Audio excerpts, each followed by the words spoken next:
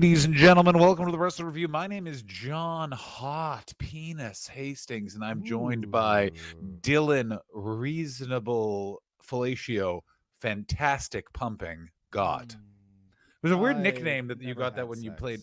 Yeah, that's true. You have never had sex. You invented and then perfected dry humping.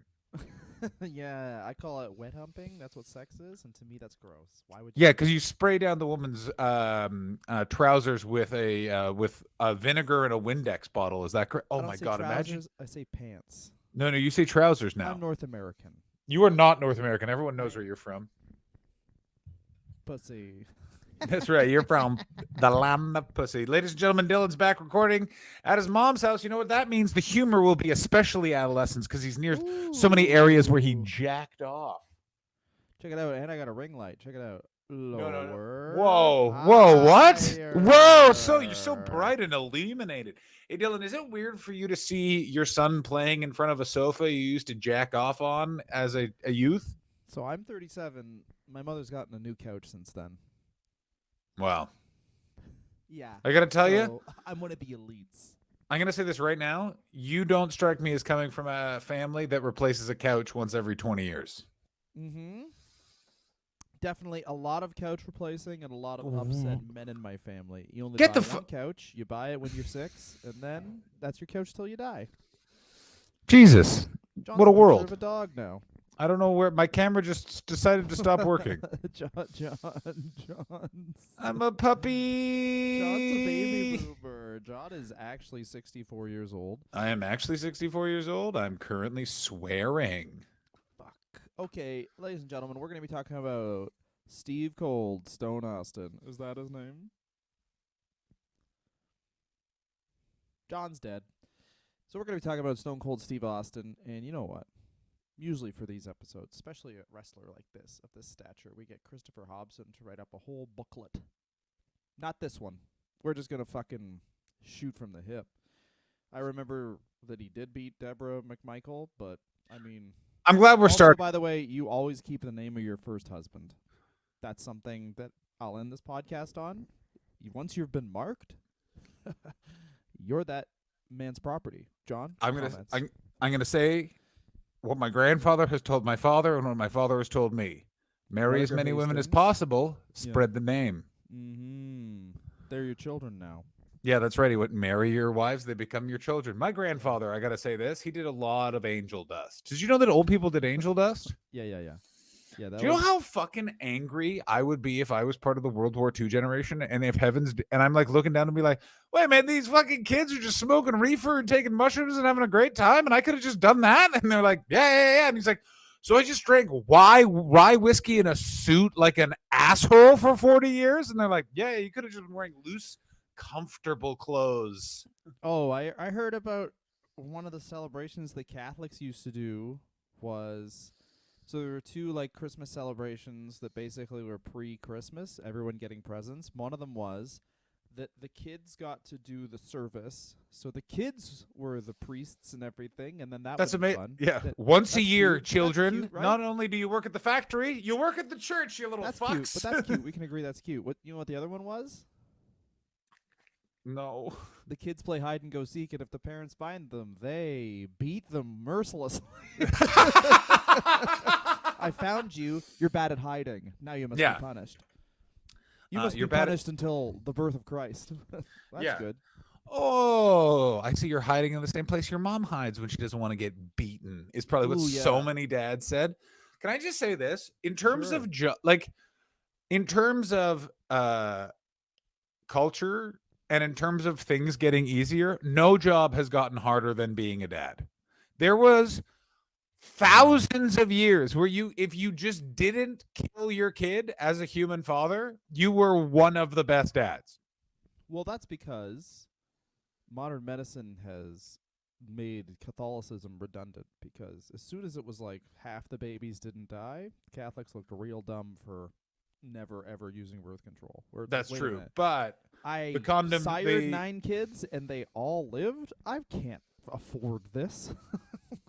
literally walking around Montreal is just it. What you know, you were in an area that was predominantly French because you'll just see old men and they'll be like, "I remember living with my 15 brothers and sisters in 2 rooms," and it's like, "What? Why?" And it's like, "Yeah, the priest wouldn't stop bothering my dad if they didn't fuck." It was so weird. Like literally, Oh there was yeah. like there were calendars up in churches that would have people's names next to like.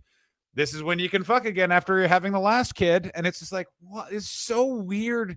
If a virgin ever tells you to fuck, don't do it. That's Oh what yeah. I've always said that. Priests, the original cuckolds. Yeah, priests, the original Dylans.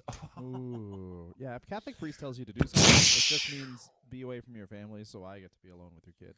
All I right, was a let me man ask you this. who, was the inadvertent raiser of a lot of kids in the late 90s and led to a lot of, I'm gonna say, what? Emo? Stone Cold Steve Austin is the most indirectly important figure in the January 6th insurrection. Let me take you through it. Okay, go for it. No person who is alt-right right now, they all saw Steve Austin at some point in their youth and were like, yeah, I'm going to be that guy. And I then think youth, though, because a lot of those people are like 40s and 50s. yeah, and a lot of those peoples were like late teens, 20s in 97. You know what I'm saying? Like it's so much for like 97 is so long. Dylan, 1997 is 25 years ago. Yeah. Yeah, well, that those things always come out. It's like 2002 is as far away as 1977 was. Like bear in mind, the day Steve Austin had his fucking neck broken by Owen Hart, someone could have been a smoker and stopped smoking, and it's totally reasonable. And they're that person. They're 25. It's fucking insane. Let's start with Steve Austin's early career. He met Chris Adams. Steve Austin said to Chris Adams, "I'm going to take your wife." Chris Adams was like, "What'd you say to me? I'm on a lot of pills." And he was like, "You never mind." And then he just broke a bunch of glass. That was Steve Austin's big trademark, by the way. That's why. They always say that, like, your character comes from who you are, and like that, like obviously Stone Cold Steve Austin. I wear black trunks. I'm a badass. I drink beer. That's one. But the other one would have been just like him being really turned on that you're a woman with another husband. Ooh. Yeah, that would be really good. Ooh, yeah, I want to take it, and I want you to be in pain. Ooh. Yeah. If everyone here in Cleveland, Ohio wants to treat women like Hulk Hogan does, give me a hell yeah. There's one thing I want to stomp a mud hole in all of your wife's vaginas. I just want to let you all know. Stone Cold Steve Austin does not respect the rules of marriage, and that's the bottom line. Because that's it. That's the bottom line. There's no heaven. That's not a good catchphrase. Can you just say that's the bottom line and not there's no heaven? No, I'm an artist. Yeah.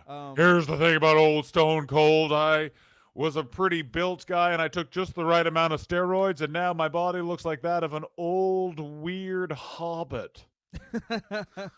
Hey, Stone Cold's the original guy who, like, wait a minute, this guy's 58? Of course he looks ageless. He just shaved his head from the time he had hair. The best move. I've been saying this, by the way. Let me tell you what no one saw coming, and it's already happening in LA, which means in 10 years it'll happen in the rest of the world. Ooh. Is people are openly mocking anyone who got hair replacements. They're like, "Oh, I didn't realize you were a fucking rich loser." Like it's like now this, like anyone who isn't going bald, everyone's like, "This fucking guy can't accept his fucking age," and I'm just like, Yeah. "Yes, I like that we've turned men who lose their hair will never win." They will never win. What was it? Oh yeah, there was like I was doing some crappy corporate Christmas party, and of course, some guy was like just drunker than everyone else there. And anyway, this guy, I forget what he said, but I just went, "Those are fucking fresh hair plugs, buddy." And then I laughed so hard, I was like, "Fresh plugs trying to talk to me," and then I was like, "Oh." It hit a nerve where everyone was like, "Those are." Like, you could just tell it was like when you replace, it was like new sod.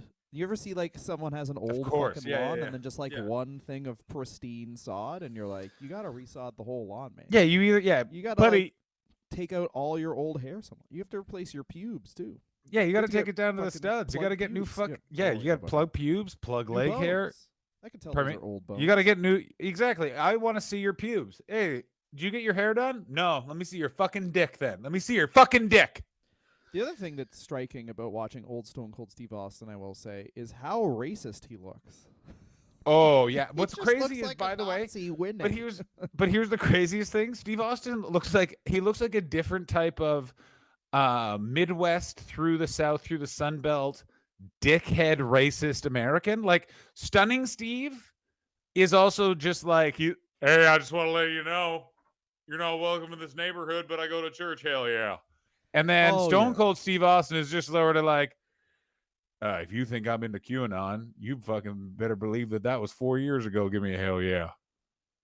Yeah, honestly, the entire Stone Cold Steve Austin character, if you wanted to do like one of the original conceits for this podcast was that we would just, which we obviously gave up on because it's too hard, follow a guy's entire career storyline wise, which is impossible. Like it Impossible. is truly like It's Hobson's mind doing the numbing. feuds one, and it's like so summarizing a man's entire life is so much easier than summarizing an entire professional Wrestler's wrestling. career, because Yeah. life does follow some sort of linear logic as opposed to wrestling, where it's Yeah. like, what are you today? Well, today you're a movie star, but tomorrow you'll just be a guy. What? Why? Because I don't Also, like like you. the amount of like times they go like, yeah, this tag team had 4 matches together, all on TV, and then we just dumped it. Yeah. Like the thing that, if you watch those old CM Punk documentary, the WWE one, the thing that will blow your mind is CM Punk was in a team with Kofi Kingston for a while. I remember that documentary. I remember that being the most. I've never watched a documentary that was about someone who clearly didn't want to participate. I was thinking about I was thinking about him. Anyway, what a great wreestler, what a bad man. The- Anyway, I'm going to here's just a say man this who about was CM also Punk. the I was same also thing. thinking. Can I just say this? I was also thinking about CM Punk. Yeah. And here's what it is I've never met a guy who's, I guarantee, going to be super annoying and fucking crap once. Like when he becomes an old man, he is going to be the fucking worst. So there's a cat around all the Christmas presents. Here's why CM Punk's going to be the fucking worst. It's because he's constantly and forever always going to be like, yeah, I could have done that, but change the narrative of his life, as opposed to Stone Cold, which was say whatever you want about him. That guy will talk and will acknowledge pretty much everything. No one's brought up the Debra thing on his weird podcast where he talks about paying bills, but because it's his podcast. hang on. You can't Hang on interview one the person second. asking the A question. cat is about to eat a giant present. That's sick. Get out of here! Get out of here! Stone Cold Steve Austin did what is the grandest tradition in professional wrestling history. He was a real athlete. He got hurt. He saw that if I really, really try at this, I might be able to get a bunch of concussions and be out of professional football by the time I'm 26. And he decided to get a bunch of concussions and be out of professional wrestling by his 40s. Yeah, that's the greatest tradition of professional wrestling. Is like, I don't like Jim Ross. Hang on. One of the greatest talent scouts of all time. Because here's what he did: he would just hang out at the practice squad of NFL teams, see who hurt their knee, and be like, "Do you really think you have a future in this?" That's all he would do. Yeah. Jim Ross, I could just see he's eating he's just smoking a cigarette by the call, like by the doctors. Stinger, huh? Well, I'll tell you who the stinger is where I work. He's a guy who gets paid. Well, this is the interesting thing where it's like, I think that Vince McMahon's ideal wrestler is clearly an ex-bodybuilder, and everyone else's ideal wrestler is an ex-football player. Because it's like, yeah, they don't look as intimidating, or like they don't look as, I guess, as good as the bodybuilder, but also they can move back and forth. Yeah, the other thing to, of course, remember about Steve Austin in particular is he is kind of the most perfect middle ground between Vince McMahon's vision for wrestling and basically the Young Bucks' vision for wrestling, in that Steve Austin is a big, bulky, beefy boy. Well, he's also the... But, look at me. But he doesn't seem like he's a bulky, beefy boy. He always seemed like he was in jeopardy with a bigger wrestler. Lean, yeah. Like also even in the 90s, now he'd have to be like, his finisher would be a power bomb, like, because he's... Oh my God, he would be Sid Vicious of right now. Like, yeah. Do you understand that Dylan and I could form a team called the Twin Towers without working out, and we would beat the fuck out of the AEW roster? Like, I'm 6'4", you're 6'2". Like, they would literally call us the stepdads, and our theme music would just be the opening of Beer Can. Get the fuck away from my daughter! And we would beat the fuck out of that roster. It's crazy how size has changed in wrestling. Yeah. Yeah, I remember someone saying they met and he's like 5'8". K. Trevor Wilson met Christopher Daniels, and he's like, I was like I'd be a legitimate like can't knock me off my feet power opponent for Christopher Daniels. Yeah, Christopher Daniels is the size of like my ex-wife, I think. There you go. Like, I'll tell you this right now. I shouldn't have been shocked when I found out wrestlers lied about their height. I was like, why did I believe that? But I was so like, It's shut funny the though, fuck you're up. like, of course they do. Also, who lies about their We height? always That's knew like, that, but then we forgot it. yeah, that's like lying about what the weather was yesterday. This is so easily checked. Yeah. All right, Anyway, so Steve so Austin's playing Steve he's Austin playing is really football. lucky though, because you injured your leg, you're playing football, and also he's in the best places for both things because he basically goes immediately to Houston Wrestling, run by Paul Bosch, who's like one of the, and also this is the late '80s where it's like So the this is only important. people that are Mick Foley trained with him a bit, and he said the only people that looked at all like a professional wrestler were Stone Cold Steve Austin and End of List. It was I'm like going to say a this bunch of right me now. and you, I'm going to and say then this Stone right Cold now. Steve Austin. I'm going to say this right now. If you ever get Yes. this wrong again, I'm going to fly to your fucking location and I'm going to beat the fuck out of you. Mick Foley did not actually train. He trained in Long Island, of course, where he was born. But he No, did do prick. jobs in WCCW. Steve Austin was trained mostly by Chris Adams at the Sportatorium, not through Paul Bosch, but technically, I believe, still through Fritz in the transition to the USWA. How That's the what I'm fuck saying, did that though. cat get back in here? His first work was really with Houston Wrestling. So that's what I mean. Like, if you have a body like Stone Cold Steve Austin, and also, like, he does this interview where he talks about how he actually, when he started wrestling, had a really good job. And he could afford to eat really well.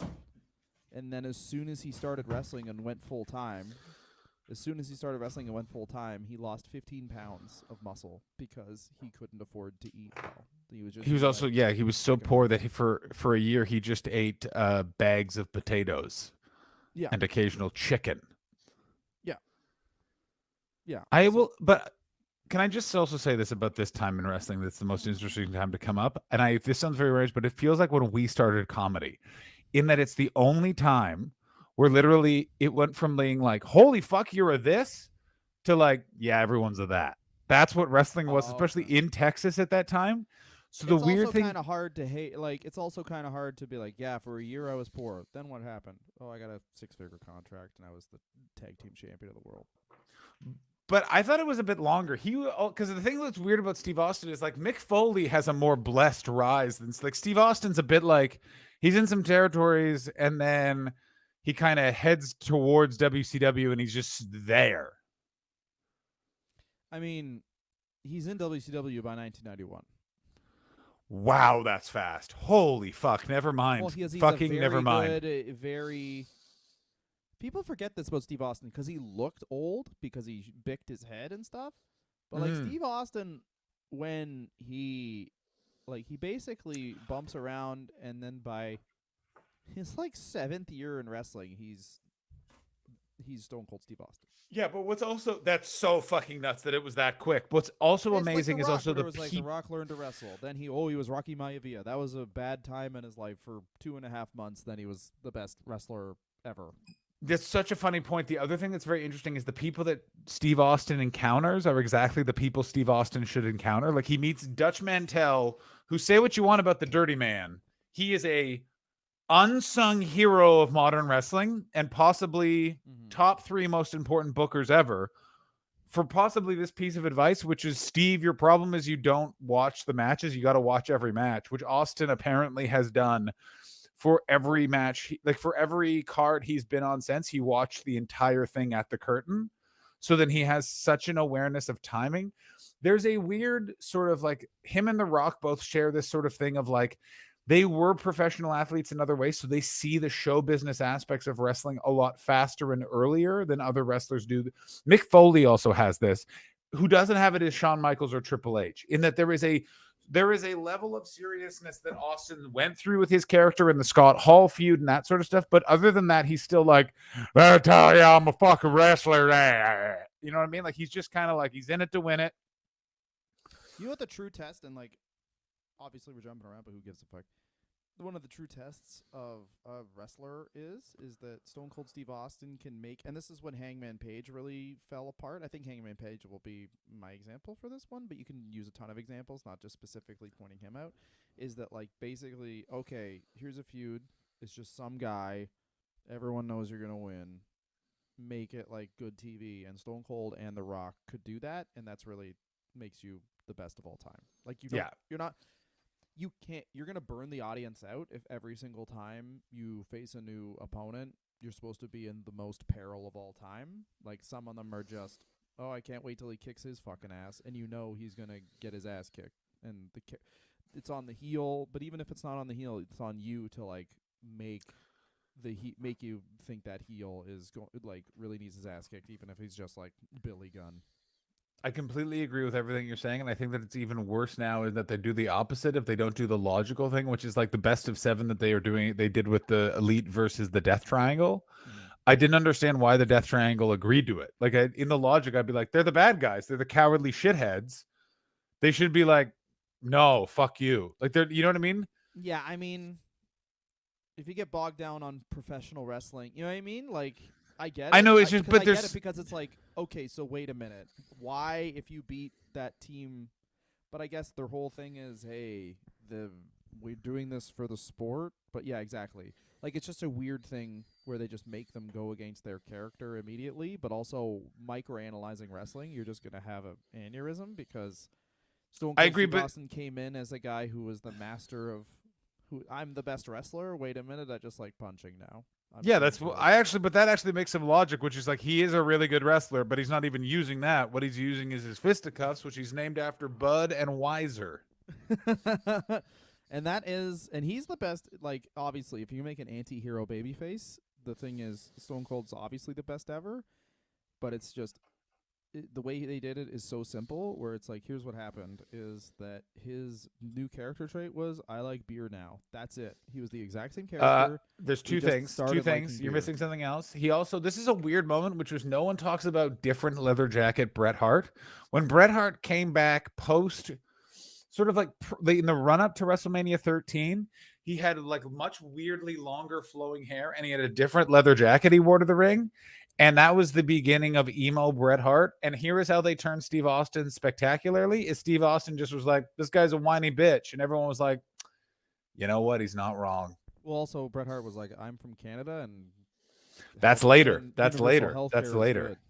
That's right after WrestleMania 13, and he got the biggest boo he's ever gotten in Philadelphia when he just came out and he went, I had to come back from Canada because I had to see my injuries tended to for free, and then the crowd literally screamed communism and burned the building to the ground. Sandman showed up and he killed a woman in the parking lot, and the mayor gave him the key to the city. You know what's an Thank unsung you. bad, Hack? like, honestly, and I think this could be a through line, is like, it's not actually Goldberg's problem that Bret Hart had that stroke, because like once Bret Hart starts wearing cargo shorts that are super low and he's 40, I mean, that's, I completely agree. That guy's doing Bret Hart, like, from the top half, you'd be like, oh yeah, that's just like someone's like uncle who never had kids, so he's still in shape. And then from the bottom half down, it's like, are you in corn? What are you doing, sir? I got one word for you. I'm gonna say it and you'll understand. Are you ready for that one word? Calgary. Also, can I just say what a dad noise of acknowledgement right there? Just going, hey Dylan, do you like that?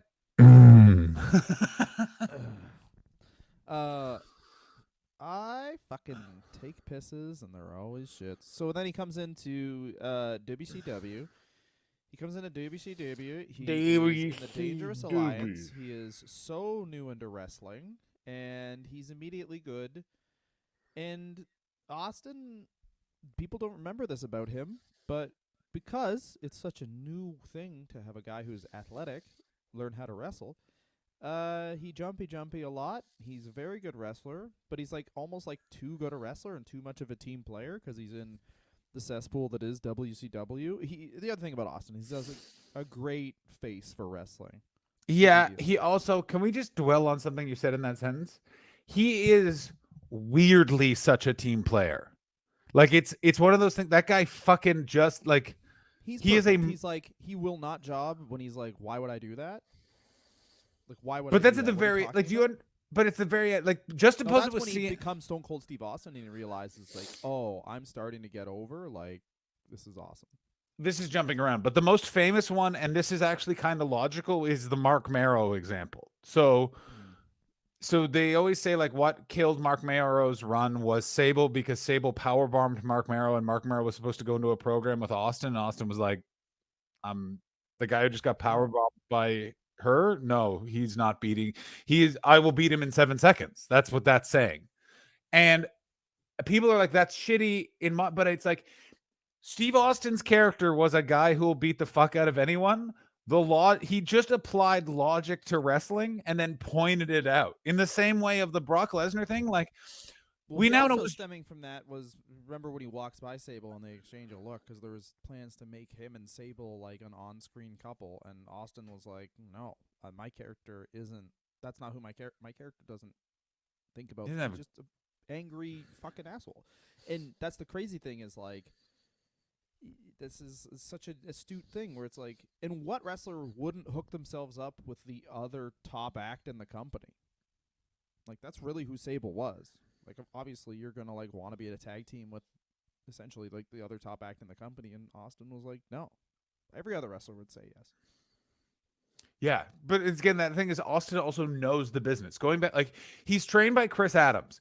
Say what you want People about call Chris it the Adams. business. It's the business. We're I talking hate about. that so I much. love it so much, mostly The because I knew you would hate business. it. I knew you would hate it when they call it It's the fucking wrestling. business. I know it's carnival work. What it literally is, hey, you know, people that would be in jail for using bad checks, they do this now. Jim Cornette's not in prison for, I assume, Yeah. beating to death someone Hey, at a Target. they He instead stopped. is making millions of dollars making podcasts. They stopped letting or seeking out, I should say, people who do steroids in gyms and let people pay. This is the big problem with wrestling. They started letting people pay to be trained and made it a pyramid scheme so that you're not trained, well you can't wrestle here, da da da da da, and that led to the fitness industry being what it is. If they would have That's sought correct. these people out, Liver King would just be some guy jobbing to the Steiners. Oh my God! Imagine if the Liver King's intensity, Vince McMahon would have loved it. I got news for you. Here's what we need to not make sure doesn't happen. If Vince McMahon meets the Liver King, you're looking at WWF 2.0, baby. Oh yeah. No, Vince Entertain McMahon with these fitness influencers, my God. EWW.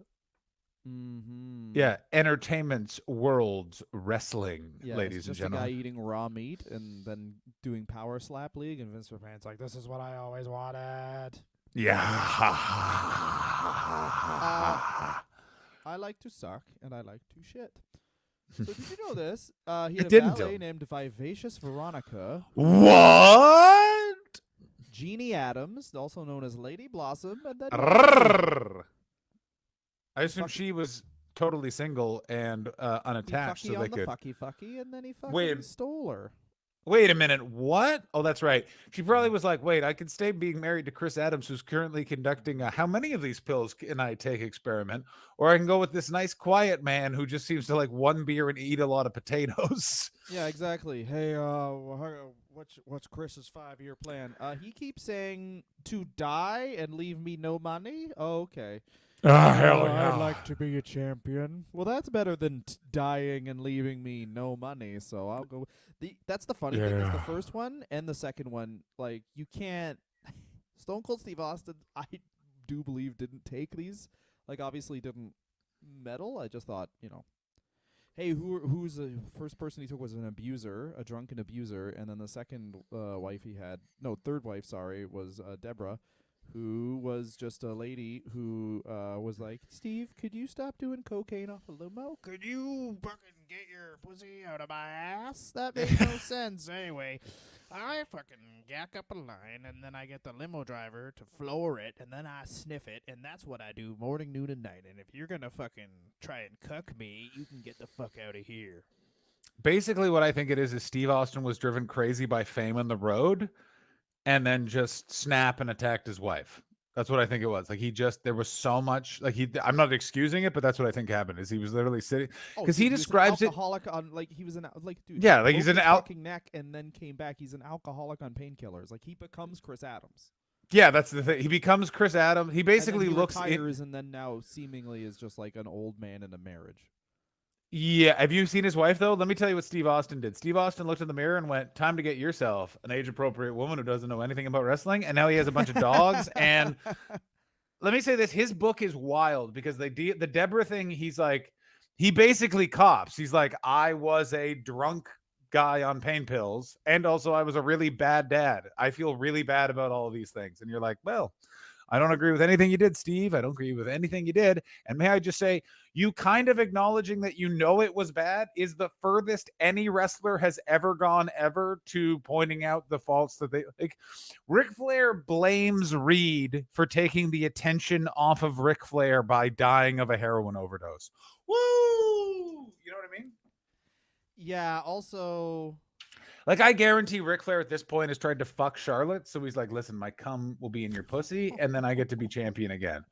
I have championship cum. You're my daughter. And she's like, you're my father. And he was like, and I don't like it because it could be true. Also, if you ever want to, everything you need to know about, I mean, basically I shouldn't say everything you need to know, but my entire opinion on Mongo and Debra's marriage is just based off the quote where Ric Flair was like, Mongo, yeah, he liked to party. It's like when Ric Flair yeah. that, I that completely means you like cheating party.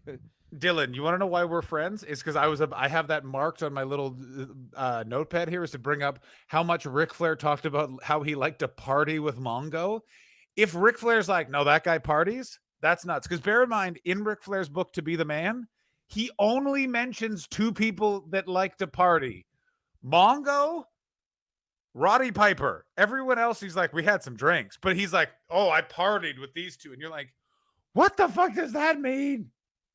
Okay, so here let's just get right into it because this is of course just an interview with Debra, but here's copy and paste. She talks about how they started dating in May of '99. Yeah. This is the host asking question: did things change once you got married? How did things change? Debra: yeah, not really good.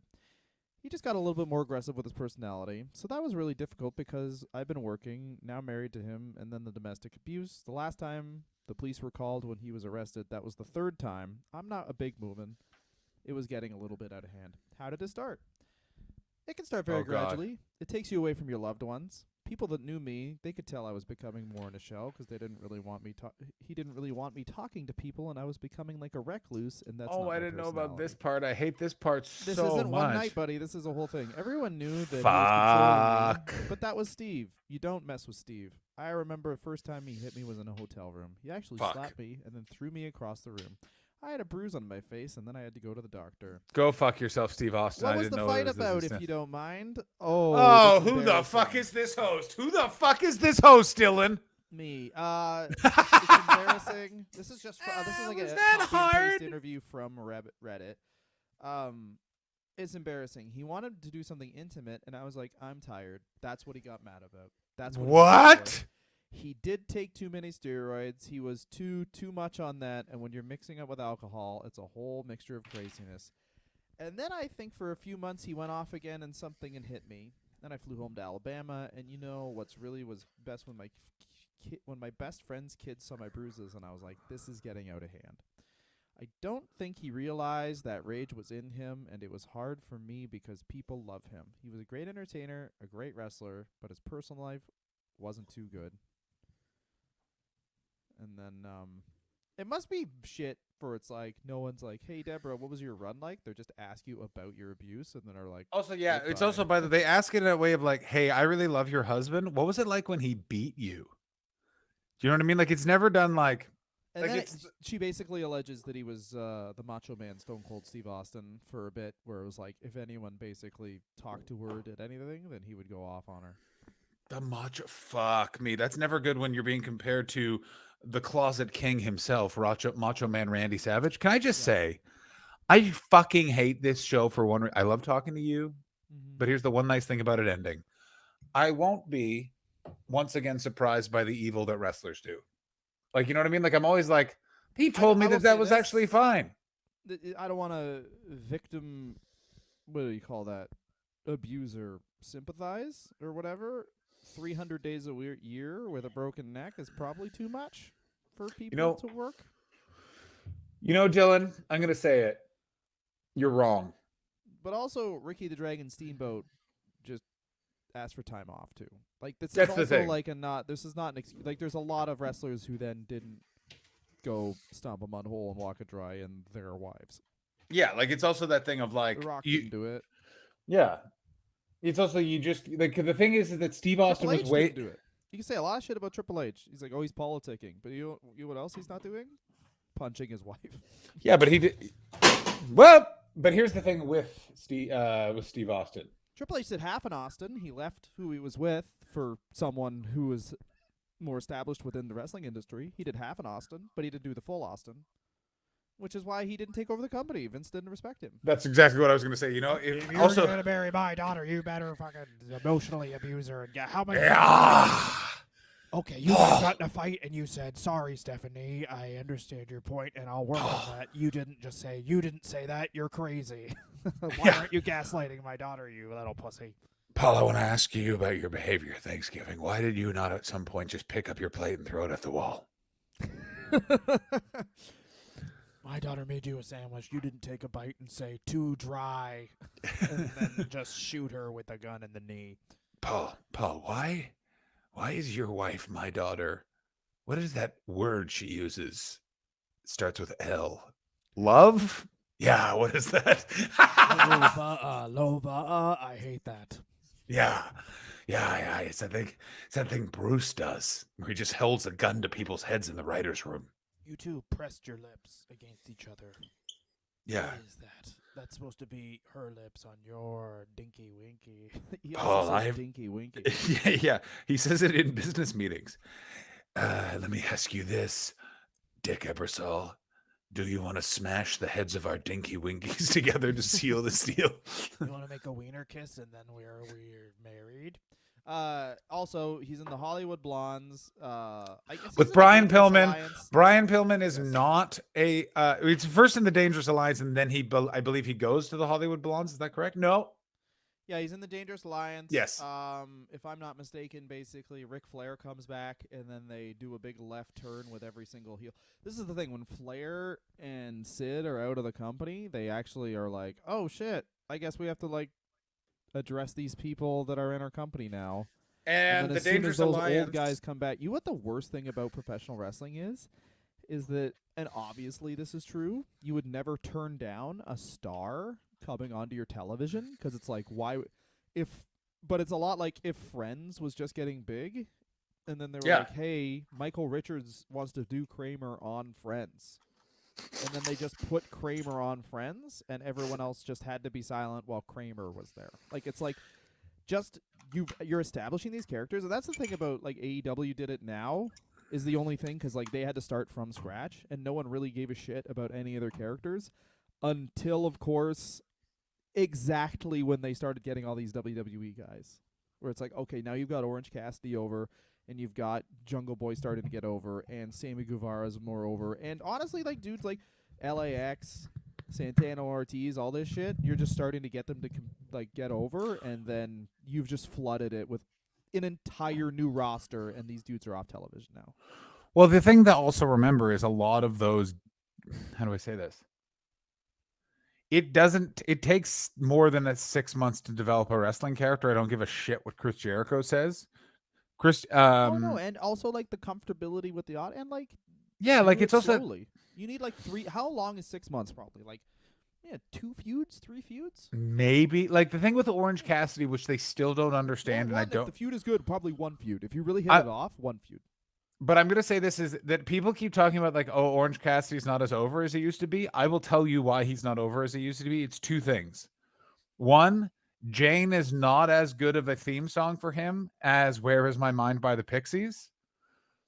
And 2, with the Pixies theme song, he came across like AEW's version of the Sandman. He's gonna come out, he's gonna do something awesome that's fun, and then he's gonna leave. Well, it's just like you need to. It's overexposure too. It's like you can't. This is indie wrestling and whatever. Anyway, we're talking about fucking Orange Cassidy on literally. But they're probably connected the because best Orange wrestler of all Cassidy, time. because Orange Cassidy is the Steve Austin of AEW, and He's anyone who Steve wants. Austin wouldn't say that, but like he's like a Yes, fucking I would Stone say Cold that he style is. character. I would say the Stone Cold of all of the AEW homegrown talent, the one that is the most likely to carry Can't that do a company on promo. his back. Doesn't need to do a promo. Just change the fucking Oh my gimmick a God, little bit. And you think he's better? You think he's more on than MJF? You think he would carry the company better than MJF? because MJF needs drunk. yeah, I am drunk, but that's just because I'm drunk doesn't mean I'm all. You can be drunk and right. All right. First of all, fuckface. That's true. Second of all, only 3 cocktails. Also, MJF needs someone to fucking face. I've said it before and I'll say it again.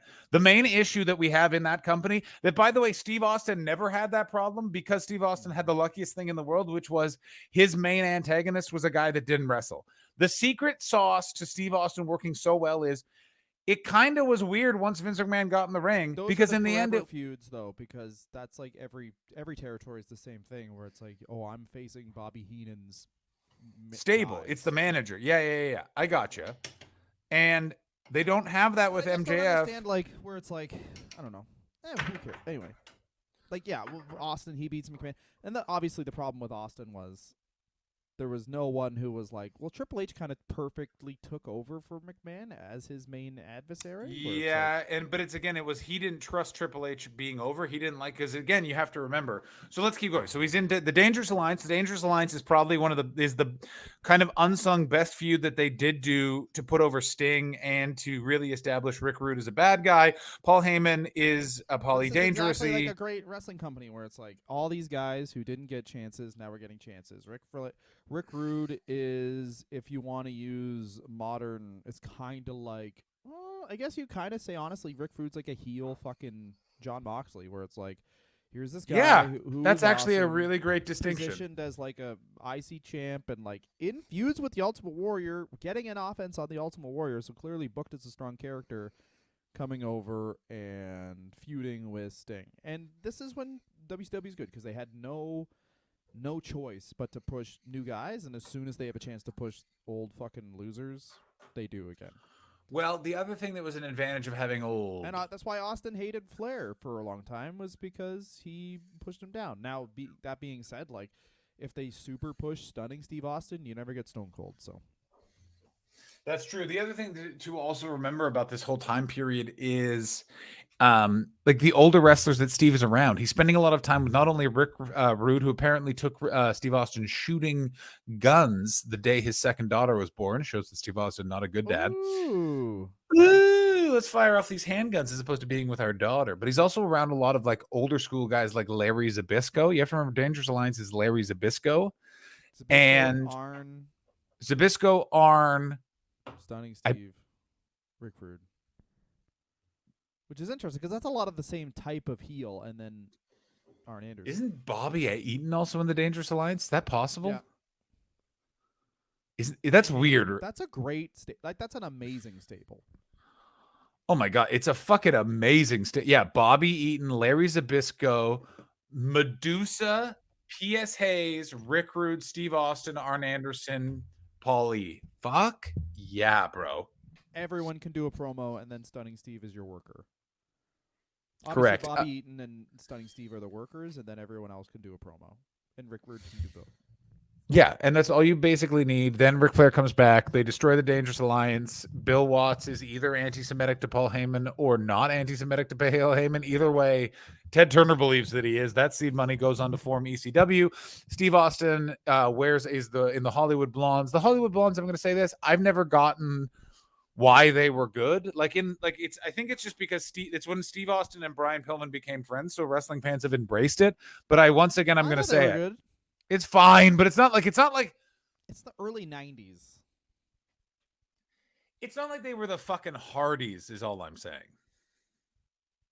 Yeah, but I mean, they're doing great because they're just like, hey, you guys are a tag team now. They build this thing all up from scratch. Also, like, they're not even the first Hollywood Blondes. There's another Hollywood Blondes tag team before them. That's true. So it's it is what it is. Like, it's internet. People had already really liked both these wrestlers. They're already great. They haven't really got a chance, so they have to make lemonade. Like, and also Stunning Steve Austin is the guy who jobs to. We did it the episode the other week, but Hacksaw Jim Duggan. He has to job to Hacksaw.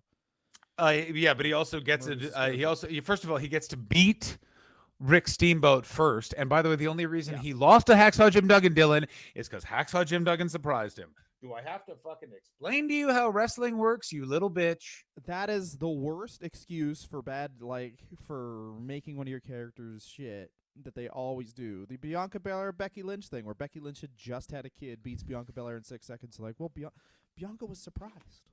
Yeah, she was taken Everyone aback. needs to game plan. It's like they don't game plan. Yeah, Dylan, they at do. all They on TV matches ever. They have to game plan it. Do I have to explain to you how everything works? That's how they do it. They have to sit there and be like, "What do I do? I'm scary." What happens when he drop kicks? I guess I stand there. Oh, Am I- move. Good. Am I supposed to be shitting when he comes to the ring? Because I'm shitting.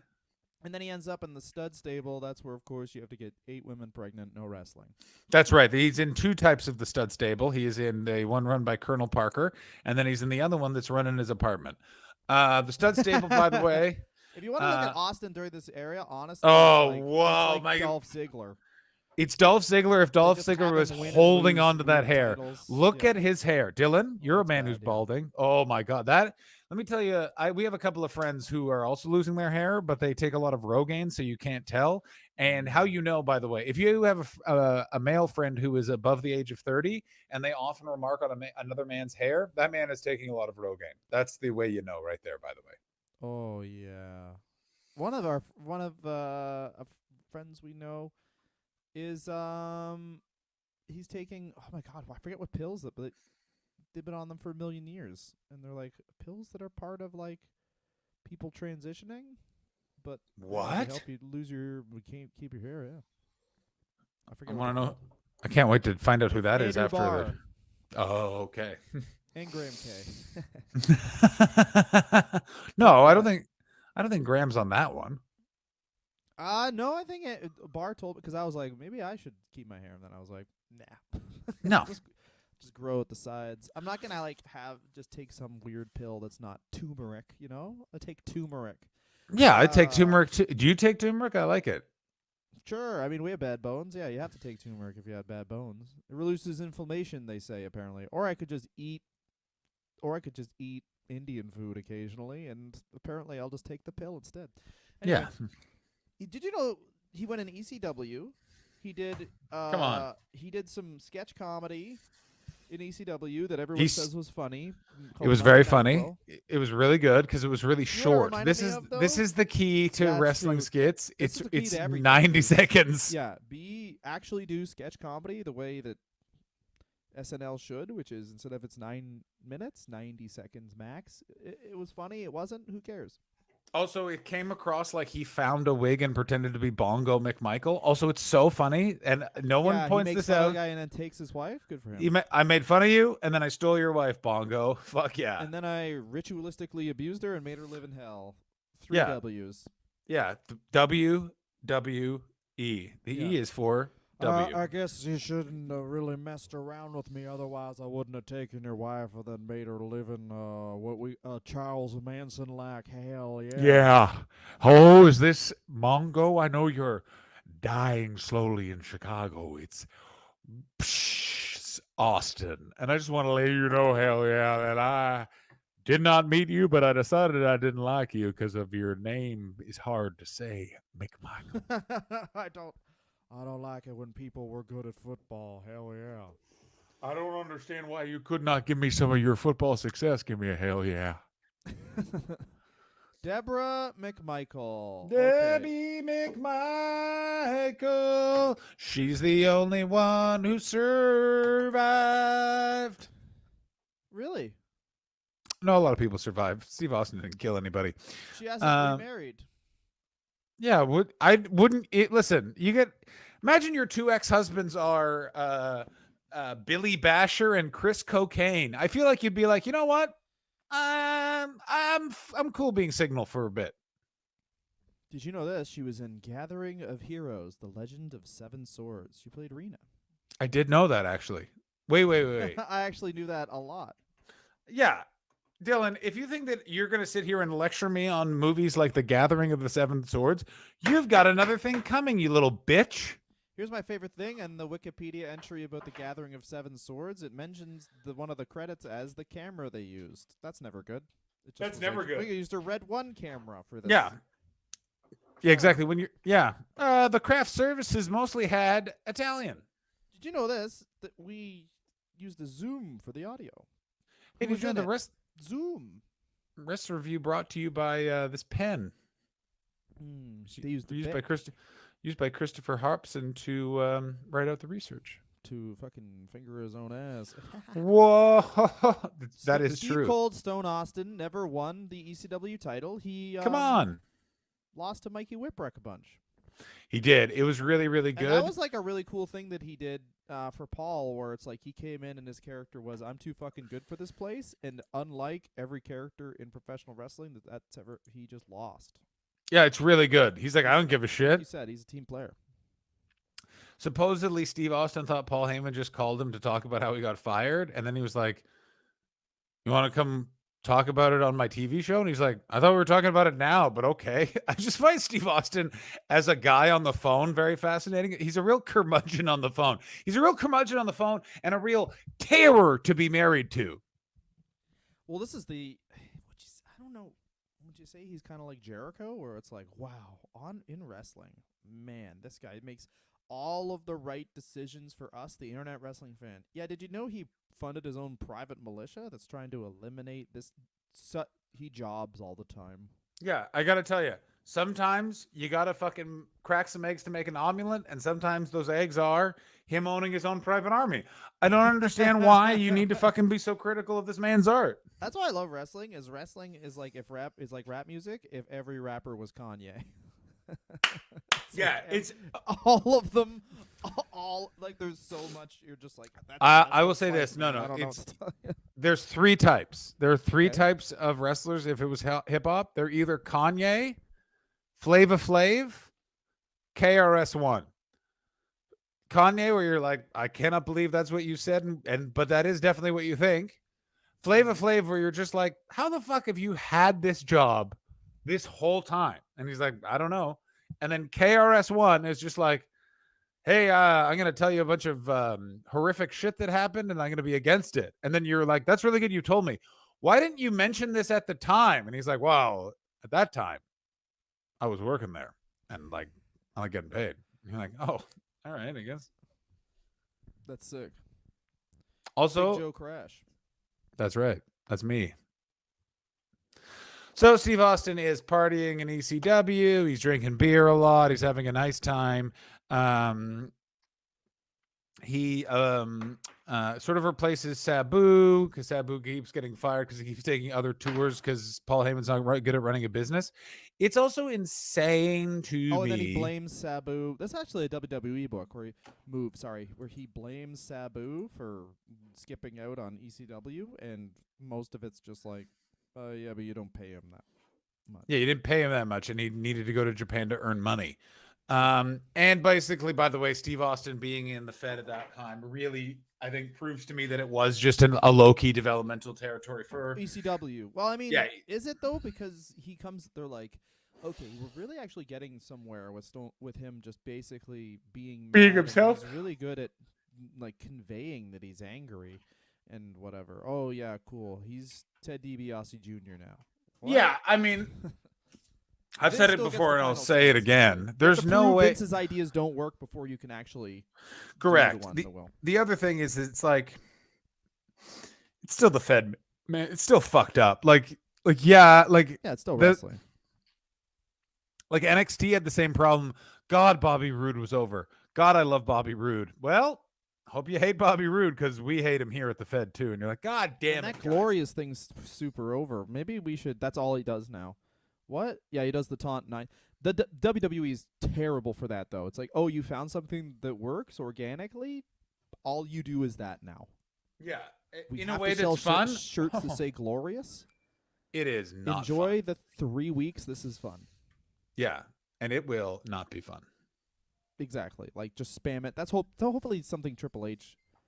Hey, it's fine that guys have 9 things that they do. instead of 1. Like the yes chant just was buried, but Stone Cold still said, and that's the bottom line after every promo, and that got over. So Did he really? But he stopped at a certain while. He wasn't saying He it when did. we got to what? Also, I'm going to call it. This is going to be a multi. Are we doing multi parts or are we just doing a longy we're record? just gonna talk for how long it is. Okay, well, I need a break in 5 minutes to get more coffee. I'm going to tell you Okay. that right now, you little fuck. Big You little fucker. Okay, let's keep going. Master. All right. So Ringmaster. Let me say this about the Ringmaster. Possibly the worst of all the job gimmicks because Vince McMahon basically just went, your job is you're a wrestler. Do you understand how stupid that is? Do you understand? He's literally like, I got to figure out what all these wrestlers' jobs are. What if this guy's But it was just a supposed to be wrestler? no gimmicks needed. The superstar Stone Cold Steve Austin. That was him in ECW. Like everyone's character was no gimmicks needed. And then they tried to find a way. I do get it because it's like they tried to find a way to make that. Like everyone says the Ringmaster's dumb, but his reputation at this time was he can't really do promos, but he's an amazing wrestler. It is crazy to me that that was his reputation because that was his reputation going into like he did great promos in WCW as part of the Hollywood Blondes. Like say what you want. The idea that people were like, they couldn't figure out anything to do with Steve Austin, that's on them. Like he was giving them every indication he knew exactly what the fuck he was doing. Mm-hmm. Yeah, he was in the Final 4 in the Rumble in like 96.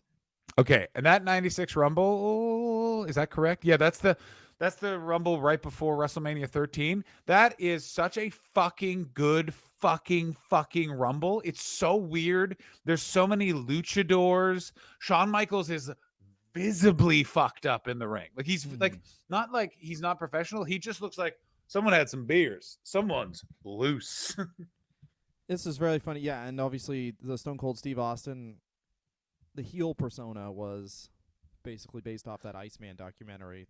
He tried to come up with something that was a lot like Iceman. Iceman is Richard Kuklinski, who would just fucking kill people. He tried to come up with something like Iceman Steve Austin, but not Iceman. He comes up with Stone Cold when his no, he doesn't. Second His what? And maybe not abused wife. I think not abused. Yeah. You think?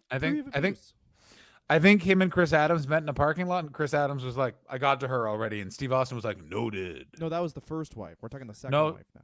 His second wife is Jeannie Adams. How much you want to bet? $100. Okay, deal. Take that bet. Damn it. No, I don't do that. Because Catherine Burris was his first wife. Yeah, he married his high school sweetheart, like all people from the American South do, and then they go get a different job and then immediately get divorced. Fuck with me again, Dylan, and find out. I would like to point out, everyone. The three things you know about wrestling. Get the fuck out of here. Go back to AEW people wrong. No, I will not get back to you. They should build AEW around this chair I found. You know what they need to do is they need to build AEW around you being wrong because it happens so many times they never have to worry about roster members. Champion? Me. You're right. You just got it. I think it's Samoa Joe. Is it Samoa Joe? It is Samoa Joe. He also has the ROH television title. Fuck you. I also can say this. I like the ROH titles. The ROH titles look fun. The AEW World title that's very MJF's the best. That's all I have to say. He said it was ugly, and I was like, it is ugly. And then he's like, now it's got Burberry on it, baby. And it's a fucking ugly ass title. Good for him. Anyway, he grew a goatee. Honestly, it didn't connect at first. That's an interesting thing. I agree. It did not connect when at it first. didn't connect. It was I remember exactly what you're talking about. There's a real Steve Austin. It's also there was also a brief time where he's wearing white boots as the ringmaster, which is so embarrassing. Oh no, I meant when he debuts as Austin, when he becomes Stone Cold Steve Austin. And here's the weird thing is, does he immediately lose Ted DiBiase as his manager? No, it's very strange. He just stops being the ringmaster, and he's just like, this Texas hellion managed by a gentleman from a city. Yeah, it's so interesting where it's like, so much of wrestling is like that where you don't remember it, but it's not really clean. Like it's not a clean break. Like you remember Stone Cold Steve Austin as, and the other thing he would do, it's funny. I didn't even watch obvious job matches or anything at this point, but The other thing he would do when he was first Stone Cold Steve Austin was he would, against a jobber, DQ himself. And Yes, he would. He would And DQ then beat himself and he'd be keep like, beating the he'd shit beat out the of shit him. out of him. Yeah, Yeah. which is a great. I can't believe no one's ever done that since. Where it's like I don't care about this. Him and Mick Foley were also the first two guys to move the protective padding from against the ring. So they would have those weird gym mats. They were the first yeah. two I ever saw that would lift them up and expose the Concrete. concrete underneath. No, there was a lot of little subtle things. That was Okay, you the never first heard two that people- story? Jake Roberts. Jake Roberts. First two people. DDT's Steamboat on. You never remember this? No, I don't So, remember this alright, at all. Jake Roberts. There's the angle when Roberts first comes into WWF. He's gonna DDT Steamboat on the concrete. Roberts says, "Don't do that. That's the dumbest fucking thing. I'll knock you out." And then, because the way you take the DDT for Roberts is you pancake. So Yeah, it looks yeah. good and whatever. He's like, "Don't do that." Steamboat's like, "No, I'll do it." He's like, "Please don't do this." Can I just And say this then right Steamboat now? goes, "No, I'm doing it. Like, fuck you, I'll do it." And then he does it. And you watch the tape. I remember I watched this 100 times on the VHS. He knocks Steamboat out, and he has to. And Jake Roberts is not that strong. Like, he's huge, but he's not that strong. He has to, like, basically use all of the muscles that his father developed for him through chasing children through the woods to lift up Steamboat into the ring. And he's completely unconscious. And puts the snake on top of a very actually unconscious Ricky Steamboat, and I think they delay the angle because he was concussed, and that's in the 80s. Do you know how concussed you have to be? Do you know how notice in the 80s? I am now. I have the video up. I am now about to watch it. Currently, it's Watch just how Jake. concussed.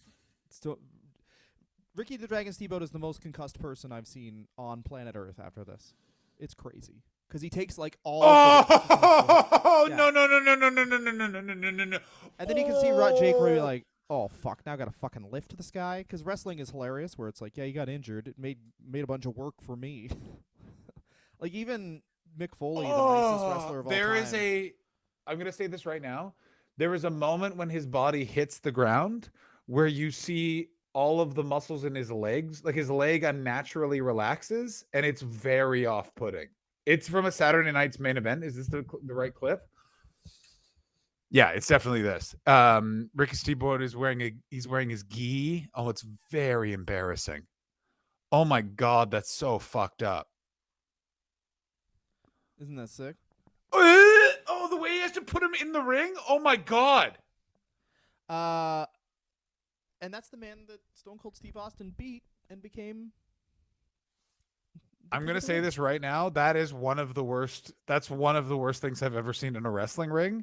Yeah. Him lifting up that body, you described it, did not appropriately prepare me enough to see what I was about to see. That was so like a bag fucked of up. shit. He was so unconscious. It's great. Like that guy was like 5-alarm, hung over, fucked up back. Like, Oh, fuck, I gotta lift this fucking Yeah. guy. yeah, like also like, can I just Fuck. say this? Jake's the Snake Roberts in the moment did not look like he had sympathy for Ricky Steamboat. Like he didn't look like he was like, No, this 'cause he poor was like- fellow. no, because he like it's when you tell someone to not do something and then they do it anyway and then they're injured and then you have to help them. You're not like, oh, my friend's hurt. You're like, yeah, what I said would happen happened. Now I have to do work. Dylan, do like you when I was think like- that Steve Austin ever showed that video to Debra and was like, that's going to be you tonight? And she was like, for fuck's sakes, I'm calling the I'm cops. glad you asked. I have more quotes. So, No! yeah, you made a joke, so now I have to quote. What's the Go fucking ahead. straw that broke the camel's back? Go I ahead. told him, I said, this is Debra talking, if you hit me one more time, that's it. And I'm a woman of my word. So when it happened, I knew I was going to lose my job. I knew it was going to be everywhere. And I made the phone call. He left the house, and the police came within 5 minutes. And then I knew, well, this is embarrassing. When he would hit, would it just be a slap, a fist, or the last time he hit me was actually really pretty violent. He did a backhand on me, and then he was pounding me in my head. So that was, I can understand how women feel when you're going to die, because I thought my head was going to explode. I hate Steve Austin. I hate him so much. Now let's talk about how his character really turned around. No, Dylan, you're tricking us. You're a I manipulator. thought I was going to die. Anyway. I'll tell you who else thought they were going to becomes die. Austin 316. Bret Hart. And people forget this too. He's a everyone loves Stone Cold Steve Austin. They're still like, nope, you're a heel for a while. You're Yeah. a heel. Yeah, You're a fucking heel. You're gonna be a heel. Okay, Hey, everyone's just Steven, you're gonna think about what you did. Well, these fans sort of boo you. They don't really boo you though. I've seen how you act around women. You're a heel, but they're Yeah. like that. Yeah, but they're Yeah, like but that though. haven't you paid attention to modern media? Hell yeah. I don't think you realize that the judge that convicted me, he has a wife, and I'm pretty sure he's on my side. I'm gonna take her and do that to her too. Hell yeah. Hell yeah, you know what? I got a mom and I don't know her name. Hell yeah. Ah, yeah. All right, so Steve Austin, he joins the Fed, gets rid of Ted DiBiase. The NWO is running wild at this point. No one's paying attention. He's in a program with Bret Hart. He keeps calling Bret Hart a whiny baby bitch. This leads us to a what, Dylan? Because Shawn Michaels is on cocaine, refuses to have a match with Bret, so they have to change all the plans for WrestleMania 13. But also, 13. we should speak about this. Maybe Speak on it. Austin's best feud Is With it Bret Hart? Yeah. I think Like, it's one of the best feuds. It's like if wrestling, I don't know. Maybe it's like, I don't know if wrestling's. I'm trying to think of like, because I usually stop watching a wrestling show when it's like, oh, there's only one good thing, but like, it's really just Austin and Bret. Like, and that feud is amazing because it's like, Bret is so like Austin just fucking hates this guy for some reason, and Bret, I remember just Bret Hart talking about how like it's going to be really hard to beat this guy because if you look at his legs, like everyone has an upper body that's huge in WWF, so it's easy to get them into the sharpshooter. But if you look at Austin's legs, they're like two tree trunks, and him just like talking about how it's going to be a really difficult match, and Stone Cold's like, "You're an asshole." It's like, well, this is the other thing. Is also there was a lot of stuff made. The other thing is that Steve Austin's criticisms of Bret Hart, the fans agreed with. He's like, he's a whiny guy who keeps complaining about losing his belt. I'm going to tell him to shut the fuck up and stop being a little bitch. And also Bret Hart's other problem was Austin cheated to win the Royal Rumble is how they did the 96 Royal Rumble, which is, it's like a weird schmoz. It's the only Rumble where like the Austin won it kind of, but no one kind of did, but there's no, the winner of that Royal Rumble is not acknowledged. Go fuck yourself. yeah. He doesn't go on to face Sid for the But belt. within the Austin feud, it's like Austin becomes a baby face because it's like, and he also does like so many good subtle things where it's like he's on Team America, but he's like never talks about how he's American and he's proud of it. He just says, "I want to kick the shit out of Bret Hart." Like he's such a smart wrestler in that. But like, they also, because he they just really stays true to his motivation. But hang on, but you're missing a moment, and this Okay. is very important. So WrestleMania 13 happens. That amazing match, I think the best match in the history of WrestleMania, Sure. Austin Bret. I think it's Fandango Jericho, but sure. Okay, well, listen, that's definitely number two. Like it's one or Dylan, look at me. Fandango Jericho, Austin Bret. That is the gold and the silver. We can both agree on that. We just don't know which order. Jericho jobbed to Fandango to get him to become a good character, and that's why January 6th was okay. Continue. I mean, again, stop saying truths if you want me to, if you want me to argue with you. That's all I'm saying. So they have that. The next night they come out. Bret stops Owen and Bulldog from breaking up and was like, the Americans, they're coming to get us. We got to fucking take care of this shit. And then it's basically then this weird kind of like Austin, but also kind of Michaels, also sometimes Mankind, like dubious kind of things. And then it's this weird thing of it's like Team Canada, Heart Foundation v. the world. So to the Canadians, they look great, but also to the Americans and to Austin, how he kind of portrays this is like, I fucking have already dealt with this fucking loser, but fine, I'll beat him up again. And it's that kind of Ric Flair thing of like, Austin, you lost that match. Like everyone remembers you lost that match, but he still is able to portray it like, this guy's a little bitch, fuck him. To the point that, and this is how fucking over Austin was. Austin went down in terms of who he's feuding with by the time we get to the summer, in that at WrestleMania, it's him and Bret. And by the time it's at the summer, it's him and Owen. Do you see? And like, it's the brilliance of this character of basically, he's just like, I'll kick the shit out of whoever. As long as I get to kick the shit out of someone. We have that match. That match ends in Steve Calamity. Austin. Yeah, Steve Austin being but like, the. to further it though, like here's how they set up the match though. Here's because this is very important. Is that like Stone Cold Steve Austin wants to beat up Bret Hart. Bret Hart clearly has the backing of other people. So I'm going to beat up all those people. No, but like going into the WrestleMania match, it's a submission match, and it's very important that it's like they're like Stone Cold Steve Austin doesn't know submissions. He's like, yeah, I'll just beat him up until he quits, which is not something that had ever happened in WWF history before that. It's like it's a submission. Yeah, I'll punch him, and he's like doing like a fucking headlock, and he's trying to get Bret to submit. You're like, you're not going to beat Bret Hart. Bret Hart has the sharpshooter. So it's like Stone Cold's walking into a match that he, for all intents and purposes, according to the fans, cannot win. That's and true. Bret Hart keeps the hold on too long, and it turns both of them because, like, the other thing is if you're feeding along, like, people act like this was like, oh, it's a double turn because he held the hold on too long and blah, blah, blah. No, but it's like, no, Stone Cold's a heel, but he had never asked for any help. Ever. And that's like the calling card of a heel is like, I need help. I'm friends with all the other heels. Like you always said about the territories. He has no other friends. He's a loner heel. Yeah. Everyone fucking hates him. And he won't tap, so that turns him face. And then Bret becomes this bully where he's like, I fucking hate this guy, even though Austin's like attacking him from behind and shit. But like, kind of like the way you establish a guy was a heel back then too was like, oh, his knees hurt, so this pathetic coward is going after his knee. And that's what Bret does. He hurts his knee and starts hitting him with a chair, and the whole match is like you've started these stories, and then like the match does like the other half of it, and that's why everyone says it's the best match of all time. Because not only, and this is the other thing, with old Kenny Olivier, Twinkle Toes. Oh my God! These matches don't lead to like they have a story that's self-contained. A lot of Kenny Omega's matches, but they don't like lead to storyline stuff, and he does that sometimes. But it's like that. This is the match for in-ring, everything's super smooth and everything, but also it looks rough enough that it can convey a real fight and achieve something storyline-wise. Yeah, I'm going to agree with you. The one point I just want to make on top of all of that, though, is this. Is it more about Debra's abusive relationship? It is. Where was Debra during that match, and why wasn't she encouraging her future fella? I don't know why. I just kept pushing and finally knocked him off because he was on the bed and I was really scared. Oh, no. Continue.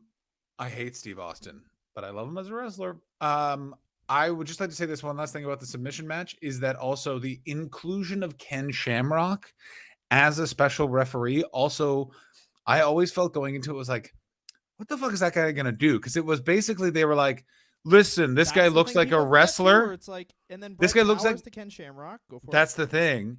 But it's also this thing of like, okay, so Steve Austin's plan is to beat the shit out of him.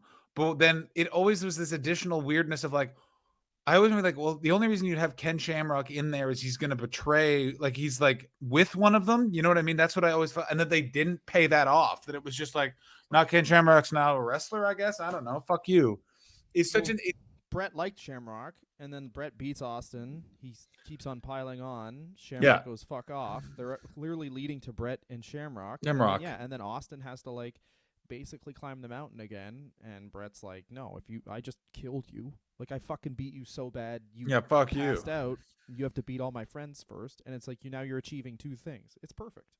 Oh, it's great. And also Owen is the greatest next person in line because Owen for 4 years has been basically sold as the chicken shit sniveling heel bag of shit. And now he's up against like, here I go, what the hell, yeah. Yeah, and obviously breaks Austin's neck, which I don't think this gets said enough, is really cool. Is honestly good for his character. And because he has to only do promos, he can't wrestle, and entire episodes of Raw become, is Stone Cold Steve Austin going to show up? And then Vince McMahon being like, and then Stone Cold doing the automatic thing, ultimate badass thing where he goes, I'm ready, my neck isn't broken again. And Vince McMahon doing and this is like actually, people talk about like shades of gray and shit, but like this is actually when it's done well, because the reason Vince McMahon turns heel is because he's like, you can't wrestle, like you just broke your fucking neck. Which is anyone would do, and then Austin beats him up, and the fans for some reason are like, yeah, fuck that guy who's fucking trying to take care. It's just so funny because it's like the only time in Vince McMahon's but you're missing the subtlety which made it work, which was Montreal. Vince McMahon. No. Before even that, which was Vince McMahon, Steve Austin started made right to the fact that they worked that angle in Montreal. I'm that guy now. You also think they worked an angle? Guess what? I'm that guy too. I think We both think they worked an dollars angle. to Bret Hart and billion dollars to Bret Hart. And he worked an angle where he then ended up in him actually having a stroke because Bret Hart. He keeps it sells kayfabe, Dylan. Yeah, He keeps it kayfabes. fucking kayfabe. No, He hasn't what? aged. Certainly not. I just want to let you all know the reason why I haven't aged is because I fucked a time portal. Yeah, just so you know, I actually drink adrenochrome. Yeah, something that's interesting about weed, if you I smoke a lot of fuck it, eventually Zuckerberg. your wife will just leave you. So You don't have what were we saying? you don't have to cheat on her. The other thing that they did, which was the best, which was Steve Austin would be in the ring with a commentator and ask them if he could wrestle, and then when they said no, he would stone cold stun them and be arrested. So it was this other amazing thing of He got arrested so much. so much. It's so good. I think the unsung reason why Raw eventually beat Nitro is the Raw they did where Cactus Jack comes back. That's like the third thing that happens. And this is not even like in the A block or whatever, but at some point in it, Vince McMahon has a in-ring meeting with Steve Austin as the interviewer. Steve Austin basically outs him as the owner of the company. It's one of the 8 times Vince McMahon was outed as the owner of the company, but just didn't acknowledge it, and then stuns him. And for some reason, because here's what no one remembers is the crowd's kind of thought of Vince McMahon as the dork announcer, and the New York crowd went so fucking crazy, like went in New York, so insane. It's like New York is the original all ECW smart mark crowd. Yeah, it is the Raw after Mania crowd every time. Yeah, and it was just so well done. The fact that they were able to do a match at the Survivor Series with Owen and Steve Austin where he won the belt but didn't wrestle. He then the amount, it's just so fucking well done. Yeah, and they always they don't really fully have Austin accept the audience. Like the audience really wants to accept Austin, and then somewhere along the line, Austin just starts embracing the fans, and then it's like this. You get the final stamp of, oh, he likes us. It's so weird to say, but part of it was that he didn't like the fans yet, and he didn't trust the fans. And it's a really good point. I never trusting the fans, and then that is the final thing where the fans are finally kind of allowed to cheer for him. Yeah, I also think that what also really, really helped, which was he was such a different type of wrestling good guy. And also at that period of time, the NWO was very similar to his character of these badass, dress in black, seem like the cool anti-heroes. But he wasn't doing he wasn't doing a shitload of heely shit, while the NWO would do some heel shit. So it was kind of like, oh, this is a bad guy that is good.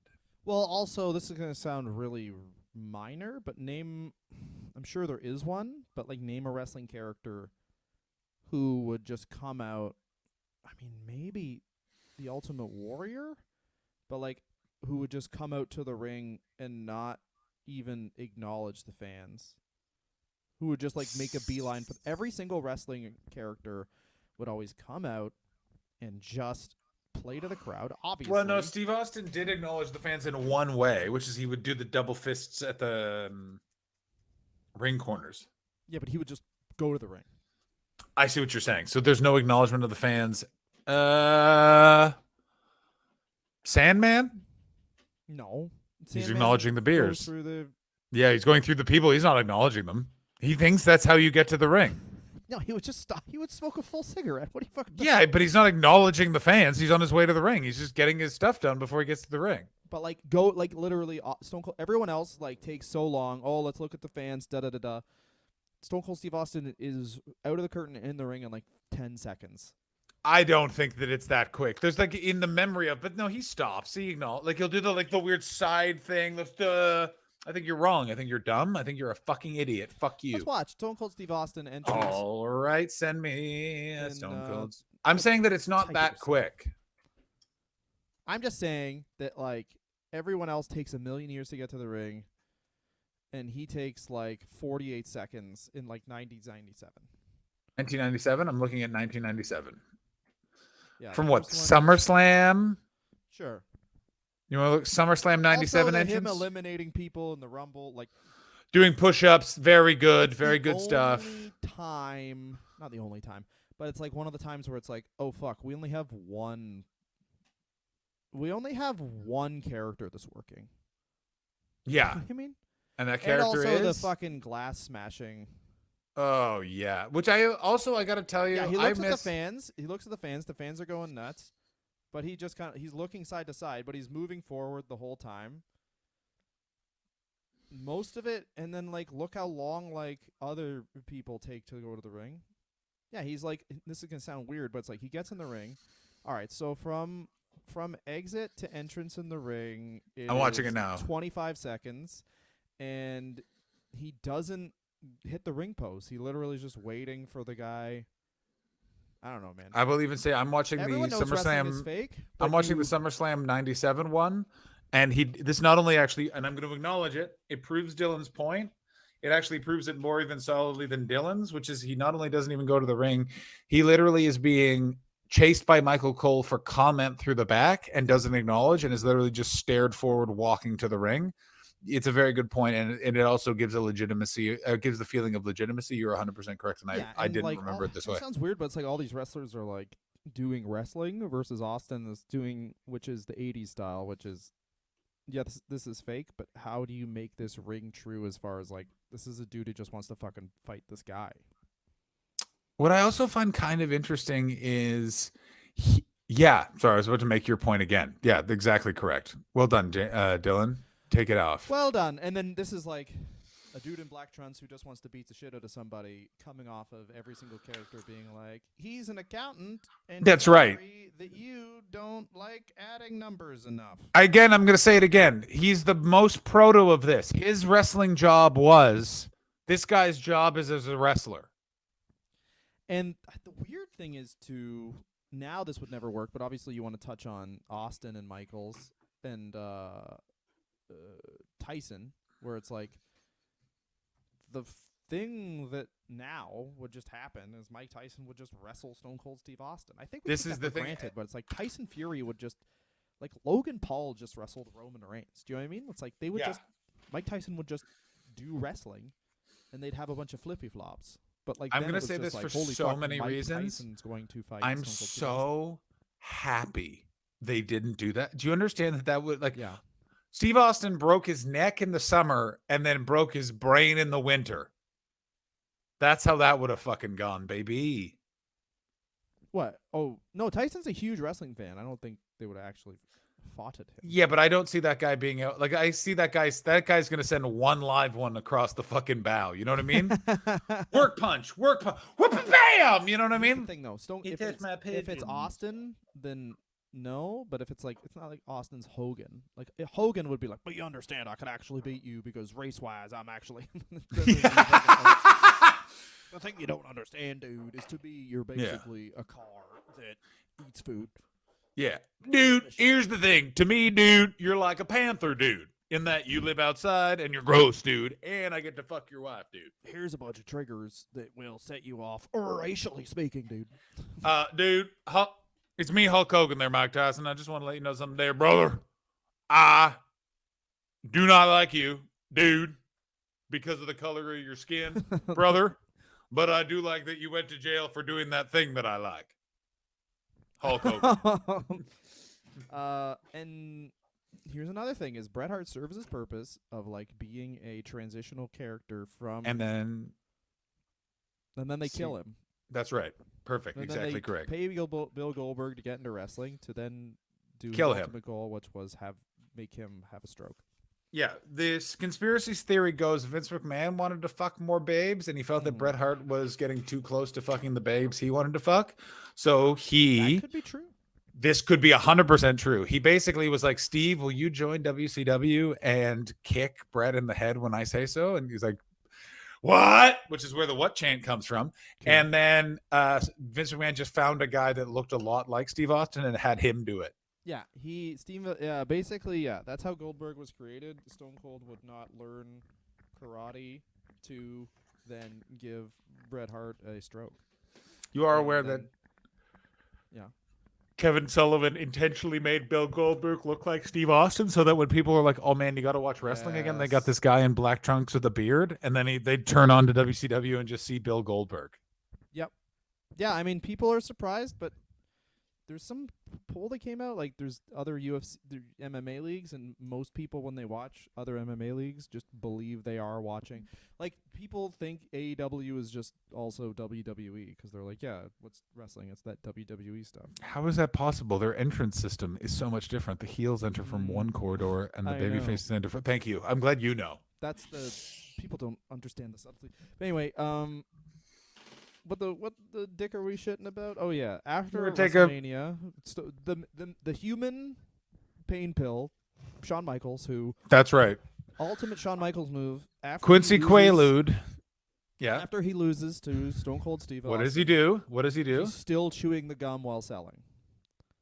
Yep. He does something else. Tries to interrupt the press conference for a fake belt that he fake lost because he's real pissed off that he had to lose the belt that way.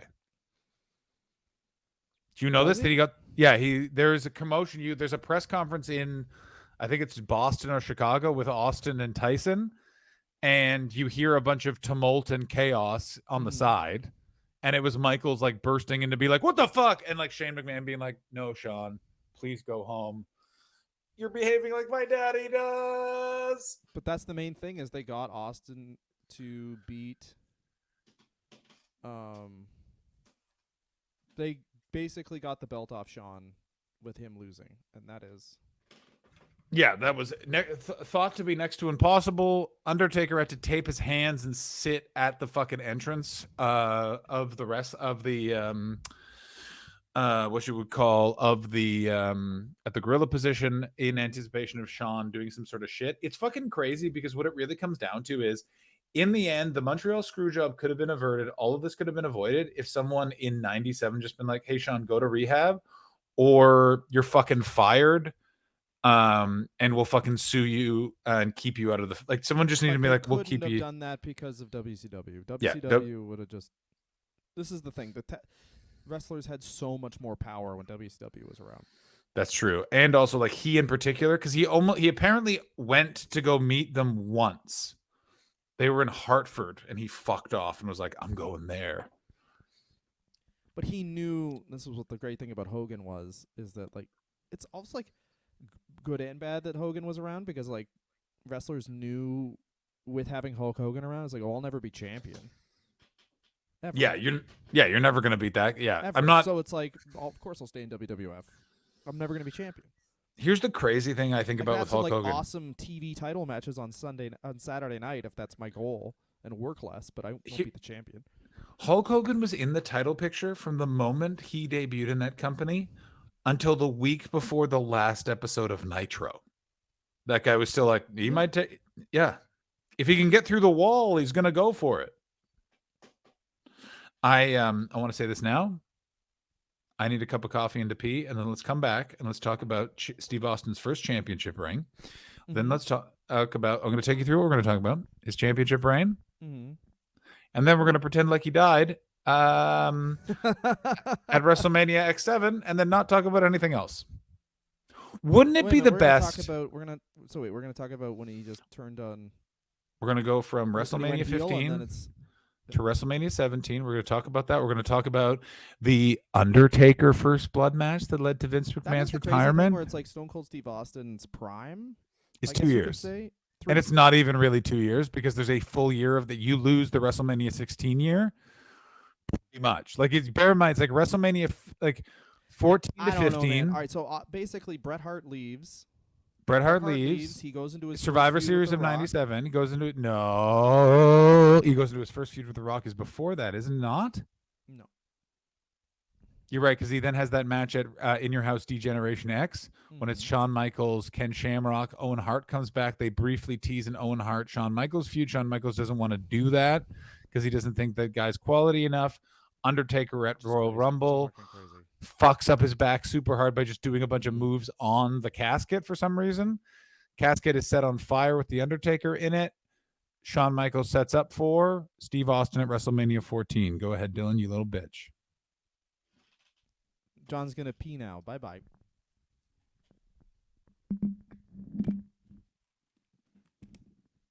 I'm peeing. Dylan,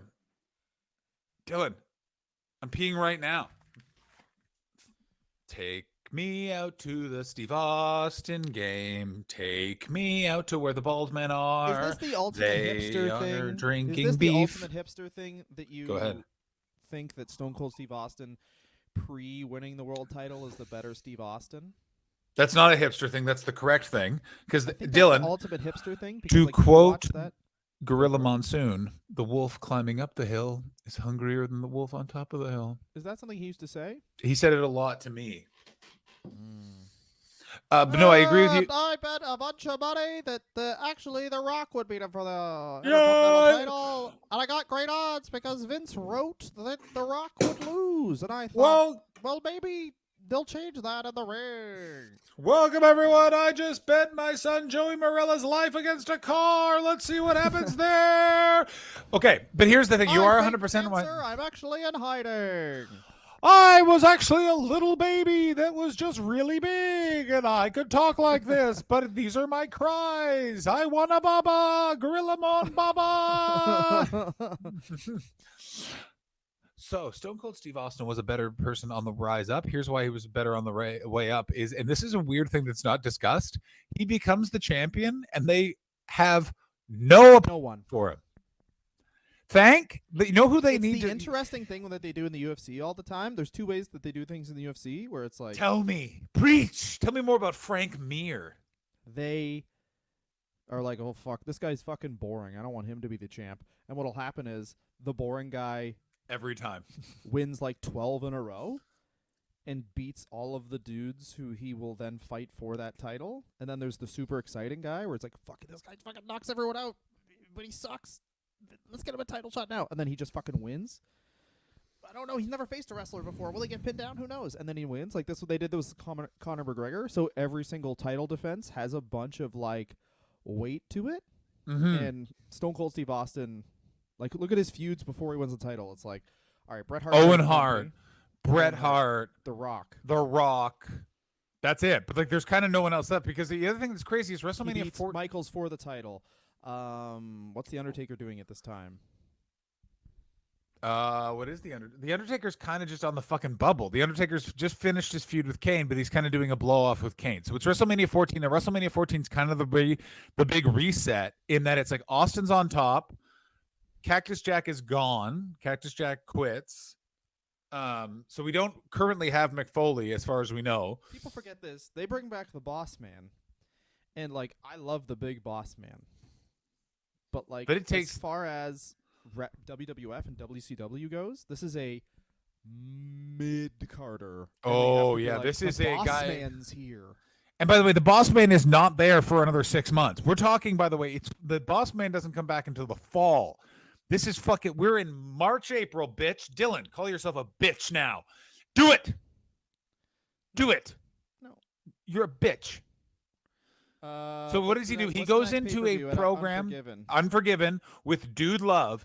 And let me tell you, the Dude Love, to change Dude Love. Dude Love is like a loved character. and they turn him into Vince McMahon's little bitch. This is how it starts. yeah. Is that Dude Love is Vince The McMahon's next two pay-per-views handpicked. are Dude Love.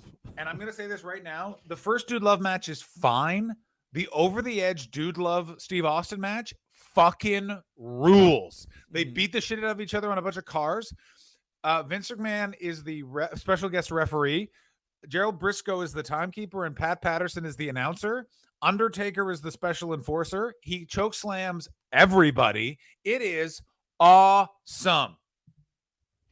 And then the next feud he goes into is Kane as Vince For no McMahon's reason. proxy. For no reason. For absolutely no reason. There is almost no build-up. They immediately go into a what? Into a human inferno match, or like basically if Kane loses, he has to set himself on fire again. But I will say this. Ooh, dish. It's kind of a weird mix-up of like the territory, where the territory is like, oh, if only that babyface could get his hands on the manager. Well, Stone Cold Steve Austin is constantly getting his hands on the manager, and people That's are so like, funny. Yeah, let's fucking go. Like the fucking In what world can you keep I a can- feud I- going can I- after can the I- fake gun he pissed his pants thing? The fake gun he pissed his pants thing is like not even like or the Here's what it oh is. you're gonna Can be I the explain corporate it? champ, black tie affair. He comes out, rips off the thing. Like there's so many times where it's like if this is the territories, they have to move him on to someone else, and they just don't. And people are like, yeah, I'll watch that again. I'll watch Here's that what for it is. I'll watch that every week for 3 years. Okay, but It's let me Bugs just. Bunny, dude. It's not. That's Stone exactly Cold what Steve I was Austin gonna is say. Bugs Bunny, yeah. Yeah, Stone Cold. I was gonna say Stone Cold Steve Austin. More importantly, is the Roadrunner. Like, and Vince McMahon's the Coyote. In that you're kind of the story in many ways is actually. This is also very interesting because it is in the way of it shows Vince McMahon's narcissism. Is that? Are you ready for this? Vince McMahon is the bad guy, but he never loses, but Austin never wins. It's kind of just this perpetual, like, I'll get you next time, you coyote bastard. Like, Vince McMahon retires and comes back because another wrestler marries his daughter against her will. And that ends in him probably getting stunnered 8 more times. Like, everything ends in Vince McMahon getting stunnered in the end. Yeah, well, it's the whole. When the SEC knocked on his office door and said, you have to come with us because you've been using company money to pay off women that you've been fucking harassing in the office, he was like, I assume the punishment involves Steve Austin giving me the stunner. And they were like, I mean, it does, but it's weird that you knew that. But it's like his entire view on wrestling. And this is why he wasn't reticent to turn Roman Reigns for a million years. Because Vince McMahon's entire view on wrestling, as backed up by Hulk Hogan and Stone Cold Steve Austin, is this isn't Saturday night in a smoky armory. Oh, I want them to get that fucking bad guy. It's Saturday morning. Hey, Yeah. the good guy won. The bad guy is fleeing. Up next is the Flintstones or whatever. You know And what I mean? Like, by it's the like, way, and it's basically Saturday morning cartoons, your granddad versus your stepdad. Like, that's the other thing is it's like, and you make such a great point of how the fuck did they not carry the feud over? But it was basically this thing of like, Vince McMahon's a billionaire. He owns this world. Yeah, you got him to piss himself, but like, who cares? He showed up the next week and he's like, I didn't piss myself. That was cum. That was my loads. I was turned on by that gun that I would use to shoot a woman that's bad. yeah. And like the only reason I remember one time it's like, well, why doesn't Vince actually just fire him? And he's like, well, you make me too much money. I just want you to, while making me money, obey what I want. There were some pretty great jokes about the relationship. I think my personal favorite one is when he has the accountancy meeting when Stone Cold Steve Austin becomes the CEO, and they're like, "What's all this damage?" And they're like, "That's you. That's you. That's when you like concreted that car. That's when you stole a Zamboni." Like they go through all. It's the only time in the history of the WWE where you're like, "Yeah, we've been paying for all this shit. You fuck." Oh yeah. Well, and then also the Kane segment. What was the Kane segment? I don't remember that. Kane when Team Hell No, when they go to therapy, and then they're doing therapy with Kane, and Kane's in recovery for I forget what the context is, but it's just him listing off to a therapist all the bad things he's done, and the therapist is just like, I killed my dad, I set my brother on fire, like it's like all these things. I may or may not have caused an abortion. It's like just all. I fucked a dead body, I think. I fucked a dead body and then lost the match to the guy who fucked the dead body. Anyway. Cold Stone, Austin Steve. Whoa! When do we get to talk about when he got run over with a car? Now. Anyway, he got run over with a car. Soon. No, we're skipping some things. No, fuck you. We're not skipping. I don't care about those things. No, we got to talk about, okay, Kane match, loses, sets up the weird feud with The Undertaker, beats The Undertaker at SummerSlam. It's really fun. Loses the belt to the weird Undertaker-Kane combination. That belt is stolen. Then we get into peak. Vince McMahon is the corporate champ mode because they then puts the belt on The Rock. The Rock eventually faces Austin at WrestleMania again. Smoking Skull belt's coming up. Do a custom championship for a world champion and still the best one. I hate it. I fucking hate the Smoking Skull belt. I never have enjoyed it. I think it's for fucking punk bitches. Nice. By the way, of course, then that leads to Royal Rumble. Vince McMahon, does he win the Royal Rumble? Somehow, yeah, he does. Yes, he does. That's the weirdest part about Rumble too. I think I have that Rumble on tape, and it's like crazy. That Rumble's not great. That Rumble should have been much better. That Rumble, like you get, That, but you that what Rumble is literally The Rock trying to murder Mick Foley with a chair, exactly? and then Who would like to get Austin- CTE? and then and then Vince McMahon winning the Rumble, and then they start getting into Vince McMahon wrestling, which is like What everybody wanted. What everyone wanted from that wrestling company was the guy who was old 25 years ago to start wrestling. Then we have But if you WrestleMania. look I'm at the getting, buy rates, I'm if you getting look- you to where he gets hit by the car. WrestleMania 15, suck my dick, beats up Butterbean. Butterbean beats The Rock. Steve Austin and Butterbean have a who can drink more beer in this ring right now. We're in Philadelphia. Sandman comes in, hits Butterbean with the cane. Austin beats Sandman because they're the same person. They kiss, fuck in the ring, merge into one entity. That entity is Brock Lesnar. Just kidding, of course. Steve Austin gets the belt, goes back into a feud with The Rock. That ends. Then he becomes first then he loses the belt to The Undertaker at Over the Edge. Nothing else happened to that pay-per-view, right, Dylan? Right. Oh, just kidding. Owen got his reward for he got released. exact in more ways than one. Just one way. And then what happens, Dylan? I taught a dog to sing. You did teach your dog to sing, and that song, that dog that sang song was na na na na na na na na hey hey goodbye, because Vince McMahon has to retire because that summer at Fully Loaded they have a first blood match. Undertaker versus Steve Austin. Steve Austin wins. See you in fucking hell, Vince. Very fucking exciting stuff. Then what do we have? Because usually it was like, hey, this guy's fired, but is going to come back 6 months later, and then they're like, how about next week?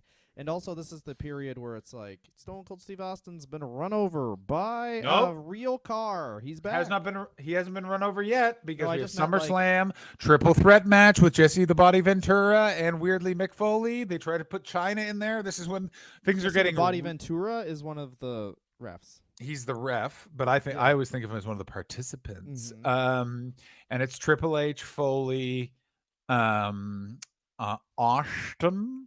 And then Foley wins the belt, loses the next day to Triple H because Austin would not job to Triple H. And which I got to tell you, I really enjoy that he's just like, you were a cunt to me when you could be, and fuck you. Like, that's just what it really fucking feels like. And I'm here for it. We're building towards the great altercation of Triple H v. Austin at Survivor Series. And then he is hit by the car. Yeah, because it turns out once you break your neck and you come back wrestling, that's bad for your neck.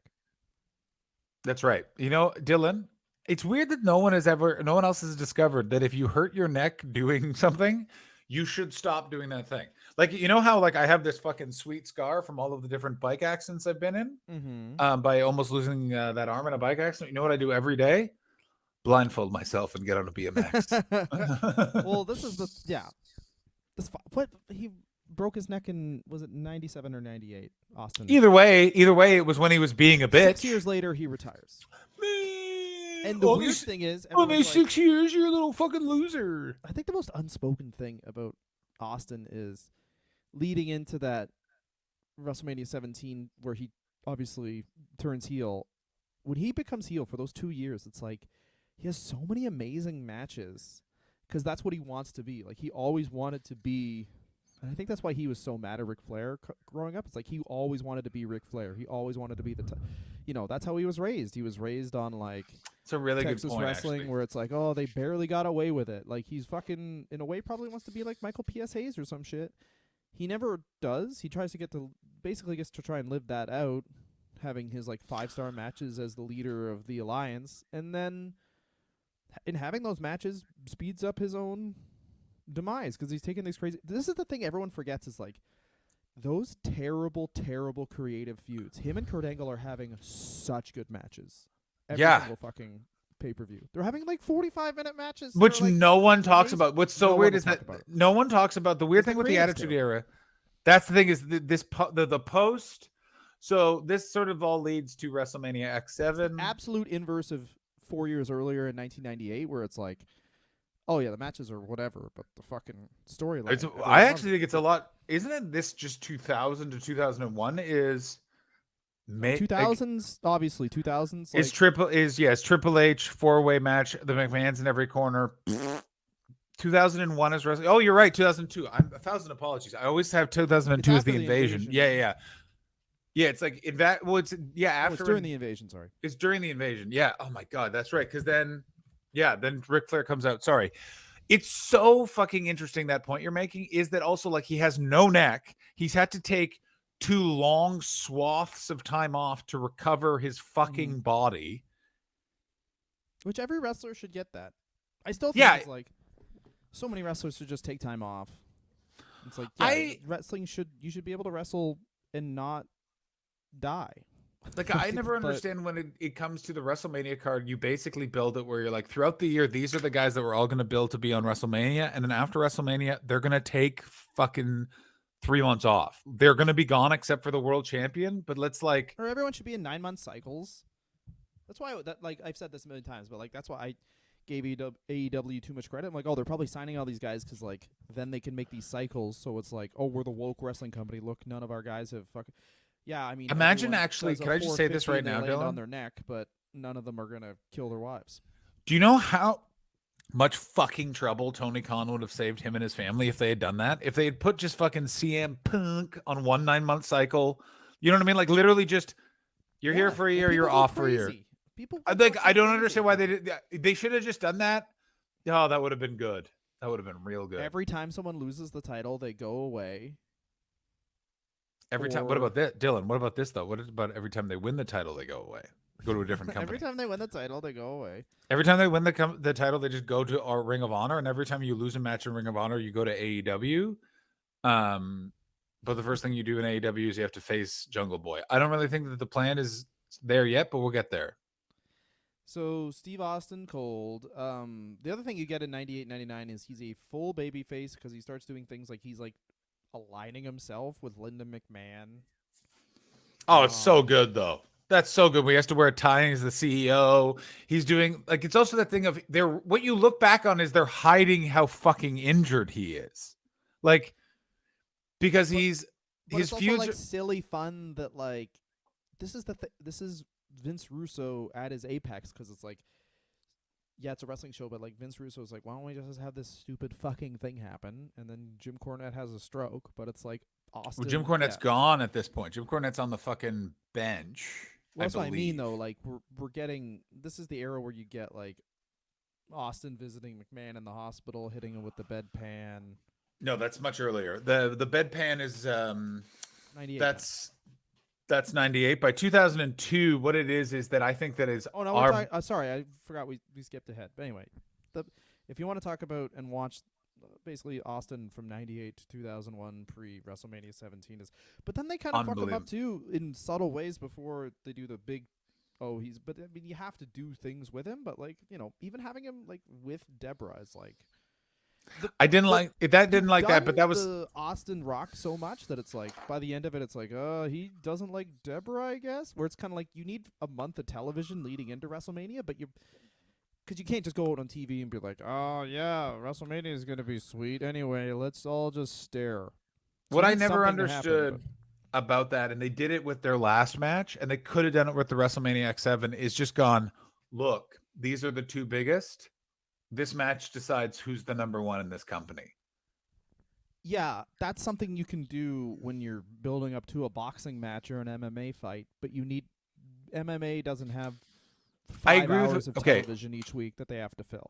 I agree with what you're saying, but when it comes to that match at that time, they had like any other time I'm completely wrong with my next point. But in this moment, I'm completely right. At this moment, you can literally just say that and you just put The Rock at one moment on television, maybe Austin at another moment, and you don't have them fucking touch each other. That WrestleMania X7 build is so fucking complicated and annoying. Here's how you do it. Rock wins the Royal Rumble or Austin wins the Royal Rumble. I can't even remember who is who. Yeah. Austin wins the Royal Rumble, Rock's the champ. That's how we fucking do it. Babyface versus babyface. I've beaten you before. You're never going to beat. But I'm now going to beat you. That's how you do it. Everyone was jacked for that match. That match is kind of fun. Like that's you don't. That build. I'm disagreeing with what you're saying. You do not. You did not need that. So you have to fill. Yeah. You have to just have. You're not going to just be like, hey, we all know Rock and Austin's going to be sweet. Anyway, here's fucking S.A. Rios drinking. I mean, you a just build the Coca-Cola other. that's warm. You build the doesn't other. like I mean, it I would like watch that. that. I would watch that. The S.A. doesn't Rios, like because it. he always does this. He always goes. He sips it like this. Nom, nom, He- nom. Yeah, he chews water.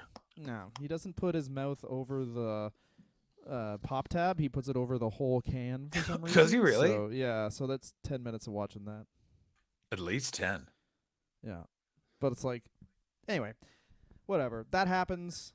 Austin, of course, says that he tries to turn heel in Texas. Like, everything about it is insane.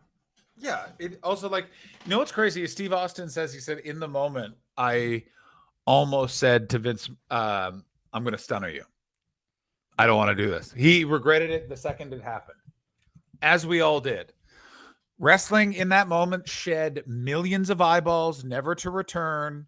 Their ratings dropped almost immediately. It is one of the biggest miscalculations in the history of wrestling. And the way that they altered course is he hung out with Triple H a bunch and then did weird singing with Kurt Angle. I did not watch wrestling from that moment until the invasion. I was just like, this is so. I mean, I of course did, but like it was very bad. I think And the invasion boring. solidified it for me because it was like, wow, they're just like, they just don't. And it was Give a like, fuck. the other thing is like the invasion was long too. Yeah, Like, it that's was the thing that's a long. great point that no one brings up is it took a while. They really. But that being said, like, it sounds weird, but it's like creatively, obviously, it would Hello. be. Who's that calling? Ooh, it's a landline, buddy. I'm at my mommy's. I hope But that's last Tully time we Blanchard. did this, it does not pick up on this thing, so no one's even gonna know. Oh, that's crazy. Anyway, Anyway, what was I saying? Oh yeah, the Survivor Series was the highest selling Survivor Series of all time, just having the invasion thing. So I think another way to look at it is creatively. Obviously, it's a mark. It would have been a way to keep everyone and even build your audience, but short term, it was like, yeah, I mean, these guys cost too much, so we're just not going to hire them, and we just made more money than we ever have off this pay-per-view. it's a very good point. Is that like wrestling fans really are like, I didn't enjoy that, so I assume that you've been fined by some sort of authority. And Vince McMahon's like, no, I made all the money from all of you watching that, and all of you being super upset about it, and then you're gonna watch the next one. I don't give a shit, man. But that's the other thing is if they wanted to make a ton of money, it would have been like any casual fan would be like, wait, WCW has Kurt Angle on it? What? That's a casual fan. It's like, why don't they have Goldberg and Sting? Yeah, that's an even better point. Or they more be like, who the Any fuck casual is fan, you've satisfied them if it's like Goldberg, Sting, Luger. I don't know. Yeah. I mean, he didn't even do that. He just was like, is Goldberg, Sting, and Ric Flair here? And he's like, no, Booker T and Sean Stasiak are. And they're like, all right, I don't know what that is, but I like that. Sure, Diamond Dallas Page, okay. Yeah. Is Diamond Dallas Page like the leader of WCW and being portrayed like the sort of like blue collar No, hero he that he smells was? asses. Yeah, he's an ass smeller now. Yeah, he fucking whiffs cheeks. He tries to smell pussy, but then his wife, he wants to fuck this guy's hot wife because his wife's fucking ugly and a dirt bitch. How long into Jake the Snake being helped by Diamond Dallas do you think it took for Jake the Snake to stop being like, I got to scam this guy? I think it's still going on. Although DDP is also scamming people. I don't know if you've seen DDP's TikTok, but a lot of the videos are just him going, yoga's pretty sick while he's in a hot tub. So it's like, he gives off, there's no one ever that's given off more pyramid scheme energy than Diamond Dallas Page. Oh my God. More than So it's us? Like, he looked out at wrestling fans that he saw just a bunch of people with skin disorders who eat too much, and he was like, I'm going to sell these guys a weight loss. So here's And the it thing that was brilliant. here's the thing I've noticed recently is that there used to be a lot of guys that used to tell me that they were club promoters or party promoters. All of those people are now fitness influencers. They're all like, I'm in the fitness space. It's the new scam. It's so fucking like I'm like, wow. It's just a weird marker of aging. Like back in my day, all these guys with weird gold chains were pretending to be drunk at a nightclub to fuck gals, and now they're pretending to be natty to fuck gals. Mm-hmm. That's sick. Hey, And those gals are also they want to influence too. I'm influenced. I'm influenced to fucking beat off. All right, so we're going. We got Austin is a heel. Austin He is makes up the what chant, which is the ultimate heel move. No, he does because not. it That is not who ruins- what sorry, made up the what. Brendan Burns ended up the what No, chant or Brendan whatever. didn't make up the what chat. He Adam made Christie. up the Fandango. Okay, yes. Adam That's right. Christie. Fandango was made up by Brendan Burns. Everyone knows that. Fandango made up, the whole character. Fandango the man was made up by Brendan Burns. Yeah, it was a dream Brendan had when he was 11. Came real. Also, Fandango is a reference to what? Ted Nugent. Dan. Wang Dang. Oh, Wang Dang Sweet Foontang? No, Fandango. Fandango's Oh, just a Ted Nugent song. Sick. Oh, I didn't know that. Wait, let me check that. And also, technically, by the way, it's Fandango. It's a real shame. The Opie and Anthony program really did give us a lot of racists, but it gave us one of the funniest bits involving Fandango ever, which was he came into the studio, he made them rub. No, sorry, I think it's ZZ Top. Oh, you little bitch! Bam, dun, dun, dun, dun, ha ha ha ha! Dill, dill, dill, dill, dill, is a bitch. But there's no way you type in Fandango and it's all WWE because Why baby, wouldn't it be? Why the run the fuck world. wouldn't it? Yeah. Fandango. So Austin is a heel. He does a lot of great work. He makes up the what chant, which is the greatest heel chant because it's ruined wrestling for 20 years. So fucking There was a annoying. what chant in AEW when I was like, wow, we're just It's out of everywhere. ideas. We're out. We're out. Everyone's just like, I guess we'll what these guys? I don't know. what to Yeah, do. I want to. I want to get the. I want to get the well chant going. Well. Who was that? Well. Which wrestler was that? Well. Oh, yeah, Joel Gertner. Anyway. Yeah. It is I, the quintessential Sud Muffin. Joel, I sucked a weenie, and now I have a peenie, and it's a meanie, and I'm cleanie from being Francine. jizz fuckhead Gertner. I think Joel Gertner is my favorite because it took me until I think probably ECW One Night Stand to be like, that guy probably had a day job the whole time. And they're like, Joel, where are you going? Where are you going now? He's like, well, Joel Gertner man. might work at this Target, but other Joel, the quintessential stud muffin, Joel, Kimona wanna lay me, but actually Paul tried to kill her because he's weird sexually. Gertner.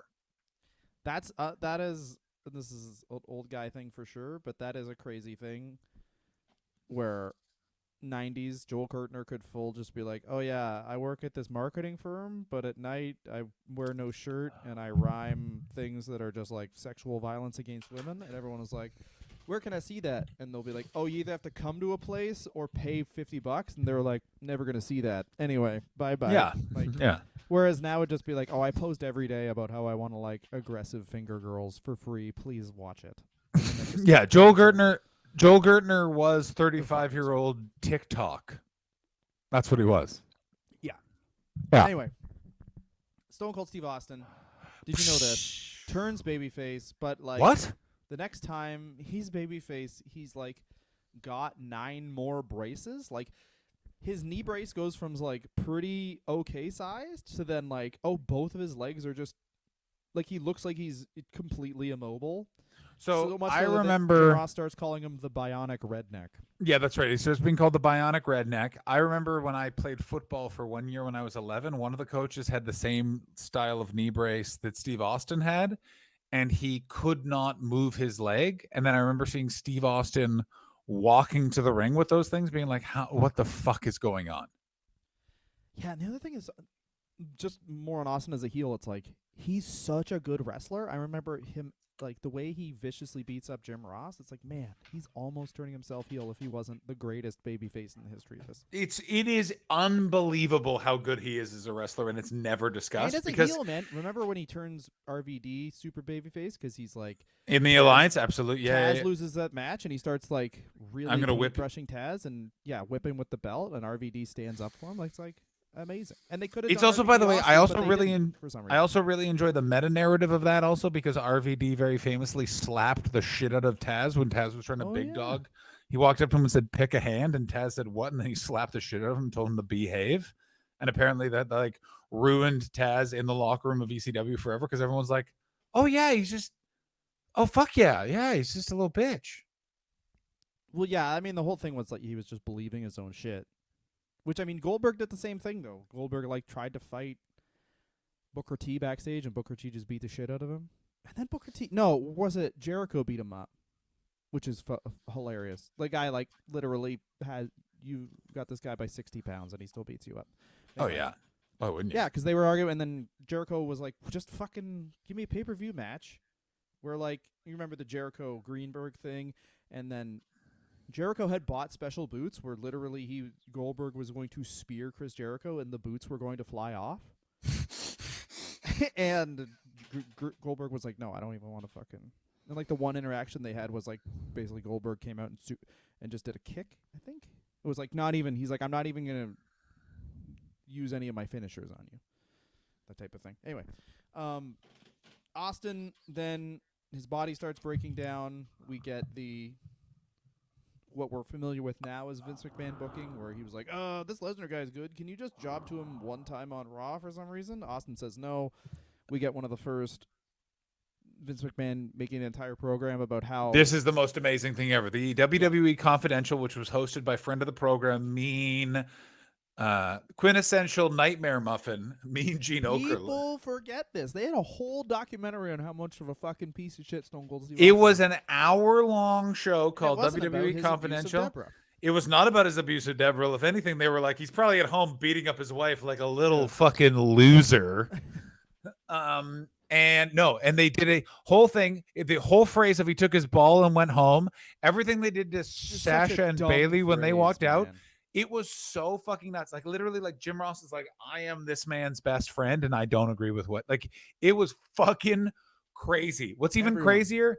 Back in the Fed within a year. This is how fucking they literally go destruction of the Ultimate Warrior in 5 minutes. They give him no benefit of the doubt. Like just fucking go for the head, and almost immediately he's back in the company. Yeah, it's like harder than he goes at the U.S. government in the steroid trial, and it's that's also so funny. The first time he goes like, "Oh, I run everything now. You'll just never be a wrestler again." It's like Vince McMahon finally realized, like, oh wait, I am stronger than my stepdad. The Emperor, yeah. Yeah. Oh, okay. Well, we'll just crush him and change the narrative of all of this. Oh yeah, I'm the CEO. Cool Emperor of I'm Hitler too. I also actually think that this is one of the worst things Vince McMahon ever did is they just didn't need to acknowledge Steve Austin was gone. There was no way Steve Austin wasn't coming back. They could have just been like, he didn't want to face Brock Lesnar and he left. That's how fucking tough Brock Lesnar is. That's the thing I never understood where they were like, Austin handed you a thing more valuable than a loss to Lesnar. Which is so much worse for that character. Other than like he like that's the other thing is like you're getting into wrestling where it's like everyone's like, oh, if you're watching this, you know it's fake, and you kind of probably are also reading online shit about this, which is like something I hate that they like. If you're going to be if you're just going to be a show, just be a show. Never allude to the fact that this is like soap operas aren't like, yeah, sorry, that guy can't be this year because he actually asked for too much on his contract because this is all a show. Yeah. He's an actor. They never do that. Just like, that was one of the things I really liked about the MJF CM Punk storyline where it was like, they shot on each other in character. And that was something CM Punk did that was brilliant. He would shoot in AEW, he was shooting on people in character. And then towards the end, of course, it just was like, did things still in character, called out Hangman Page. Hangman Page wasn't there. That's still in character. Yeah, he's still a dick. But like he's a dick, but he knows how to do things like on the wrestling show within the universe of wrestling, instead of just being like, this is fake, and Stone Cold Steve Austin didn't want to lose to Brock Lesnar because we all know it's predetermined. But also the main event is a good one, and it's who could win. It's like you've just completely destroyed the whole fucking. Like, we know this is fake. We're trying to pretend that maybe a dentist could be friends with a Bigfoot, and then they could have trouble beating up a guy who thinks he's an animal. Austin, of course, has the great final match with The Rock and This is has truly convulsions because he drinks too many Red Bulls. yeah. He drinks too many Red Bull Bulls and coffee, right? yeah, a pot of coffee and 4 Red Bulls and just go to the gym because he at this point is just so obsessed with just not fucking up this match. He then goes on. The match is spectacular. It's really really great. And he rides off into the sunset. He comes back as an occasional authority figure character. He comes No, he's back a full to- like GM, and he gets an ATV. And if you want to see a man it drunk on is- television, Eric Go Bischoff versus hell Stone Cold Steve fucking- Austin. Yeah, Yeah, that man. fucking match So is drunk. the fucking best. The best. The hill what was it the Hillbilly Marathon or whatever? The Hillbilly Triathlon. Oh yeah, and then like one of them is like you have to fuck Mae Young. No, it wasn't that, but it was something with Mae Young. Yeah, where there you is. just Yeah, you have to eat out Mae Young live on pay-per-view naked and jack off. I think you have to full nut in Mae Young. But it's also like, so Vince has this thing where it's like, okay, I won't be the authority figure anymore. I am now, my character is on wrestling television that I am essentially the lord of this. Yeah, it's the organization. Deus Ex Machina. Like it's like Yeah. when things get really fucked up, I come out like Jesus, who I will have a match against. He honestly, it's like mean Jack Tunney as his character. He basically made Yeah. himself, and he Camera has off, Bischoff Jack Tunney. do his old role, which was like, you're like the bad guy, but also every 2 weeks you like eat human shit. Yeah, what's weird is, and then on the other program, it's just Teddy Long making tag team matches. Like because no, they're co-GMs of Raw, him and Austin, and who is the GM of SmackDown? I think this it's is actually Heyman. Yes, because they're trying to do like WCW versus ECW, which no one ever thought was the thing. But anyway, No one's thought that at all. Yeah, it was because it goes Heyman. Because also who's another wrestler who is a quietly a GM of a program in this time? Kurt Angle. yes, because Kurt Angle also neck problems. Oh, accept and it, pill but problems. instead Let's oh yeah, being a Perk little Angle, bitch. Yeah, the whole. If you guys want to look at, Angle. you never heard Perk Angle? All the Perk No. Angle fucking it's just a bunch of YouTube reels where it's like people calling him Perk Angle, where it's like just talking about him being ripped on Percocets and just doing like a full triple flip off a double cage, landing on the concrete on his head, and being like, "Let's fucking stalk Alicia Fox. Let's fucking go." Guys, are there any black women here I could be overtly sexual to? Kurt Angle! What do you think that fucking DuPont farm was like? I gotta tell you, no one fucking escaped that fucking John DuPont circle alive. This for later. Yeah. Like, imagine Kurt Angle, who we now know is mostly just barbiturates if they were a boy. And he looked at John DuPont doing cocaine and was like, this guy's weird and unhealthy. I'm going to go take a bunch of pills and do push-ups with a broken neck. Kurt, aren't you about to compete in the Olympics with a broken neck? Yeah, because my dad loves me. Amateur wrestling became professional wrestling that time, baby. But, I mean, he has the little comeback match against Kevin Owens. He comes back, Austin does, and is clearly like comes in, stunners people for special occasions. It's real good. He does that really terrible appearance where it's like COVID had started, but they still kept him on the Thunderdome. Yeah. And he does the call and response, and no one's there, and he's like, basically, you can see in his eyes, he's like, it was like if on television we had to do a bad gig in a bar with no one there, but we were getting paid. Like, that's what it was. I know exactly. He also has the great podcast where he clearly has taken some journalism classes, and it's Stone Cold Steve Austin, the character, but also as a journalist, which is so funny. I mean, his podcasting career has gone from strength to strength. He had the Steve Austin show where he said gimmicks a lot for bills, and interviewed Tommy Dreamer. Also has a clean and a dirty version. Of course. One for the wife, one for the girlfriend. You know what I'm saying? Nice. Thank you. And has basically gone on to turn his post-wrestling career into Don't Ask Me About Debra, shut the fuck up.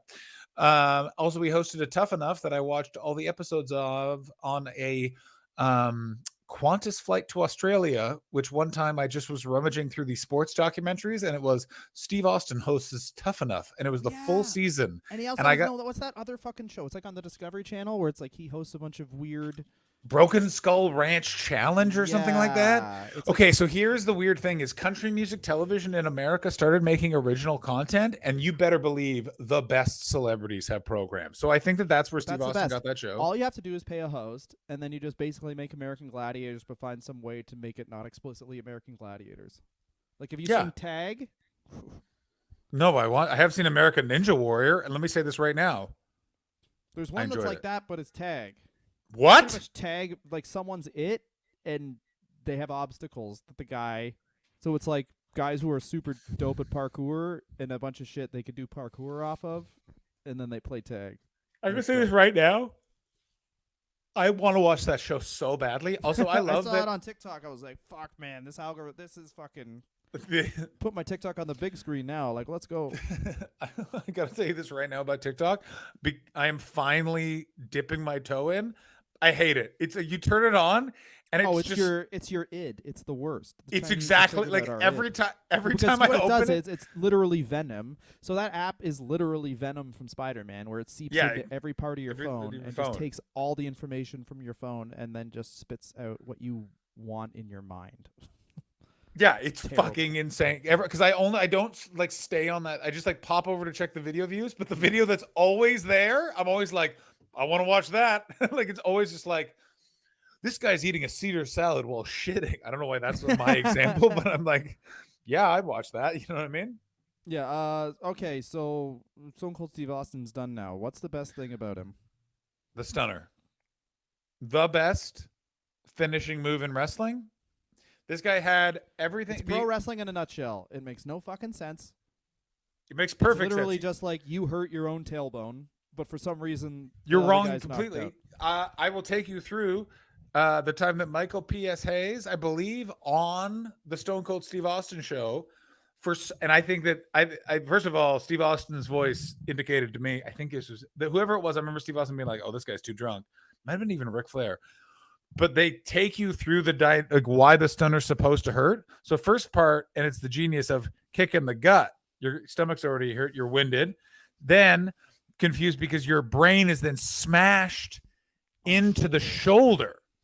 Because usually with the diamond cutter, it's the weight of the mat because it's a much longer run. This was all explained. But with the stunner, it's a much more high. I think it might have been even Dallas Page. It's a much more high impact onto the shoulder, which is one of the toughest bones in the body. Which Yeah. let me say this Shoulders from aren't experience. Not true. You know how separated shoulders, that never happens? Yeah, exactly. You know how you've never listened to a podcast for 2 years where one of the hosts had a severely broken shoulder by just touching the ground? Yep, never happened. Not true. I faked it. Yeah, it's that. But then the highest impact of the stunner. Do you know what the highest impact is? The body is launched off of the shoulder. Second impact on the ground. It's a 3 impact move. That's fucking ridiculous. I hate that they gave it to Kevin Owens. I think it's inappropriate they gave it to Kevin Owens. Yeah, it's truly it's a move that you can't. It's like giving someone the people's elbow or the Yeah, rock it'd be like giving somebody the fuck someone else's wife. That's Hulk Hogan's maneuver. I get it because Kevin Owens is like, you need the fat guys like Dusty Rhodes and guys who are just fat need those moves. But Kevin Owens, like, why isn't Kevin Owens' finishing move like the fucking swanton? Like, he's so athletic. He could just make his finishing move the swanton bomb. Anyway. Yeah. Ladies and gentlemen, Whatever. we've talked for 2.5 hours. No. I haven't said my best thing. Yeah, I know. I'm doing this on purpose. He's a husband. As a husband, that's his best thing. His Oh, real geez. strength is as a husband. Let me read from Dylan's sad folder. Deborah sometimes. As a husband is his best. I'd say the worst thing about him as a husband, and the best thing is honestly, and this is kind of cheating, but I think he's the best wrestler of all time. I don't think Yeah. it's close. I don't think I. The Rock had potential, but like obviously outgrew wrestling super quick. But I think if you look at the best wrestlers of all time, it stinks because you never. He much like an athlete, it's like he in his athletic prime before the Owen injury was one of the best wrestlers in the world, and then he becomes one of the best promos of all time post Owen injury when he's kind of focused to only focus on character work. And then 98 to 2000, he doesn't really have anyone to work with. But once you get into like oddly the Triple H, and Triple H becoming in the main event of that company for those 3 years does usher in, like, because Triple H is so smart and so good at playing the game, quote unquote. He basically convinces Vince McMahon that people will watch a 40-minute match, and they will. And Austin and Angle, and The Rock's good too, but it's all like energy. It's kind of like watching a guy who like can just jump really high or like run really fast as an athlete. But I have to say, make a great point when it comes to The Rock about the fact that he outgrew wrestling more than before he apexed as a wrestler. And wrestling's mostly just promos that make you forget that this is a fake fight. Yeah. So you can get into it, which is why, the last thing that happened on AEW as of this recording was really the MJF Ricky Starks feud, which is why that was dope, because it was like the last thing you can actually just kind of like insult each other back and forth, and it is real when these guys are arguing, and then they have a fake fight to settle the real argument, seemingly. And Austin was great about that. I think he also kept it interesting on TV every single week. Hey, I'm going to beat this guy up every single week, and that is a challenge within itself. He also is the perfect mix of a territory wrestler and a sports entertainment wrestler, in that he is the grounded, drunk stepdad, the superhero.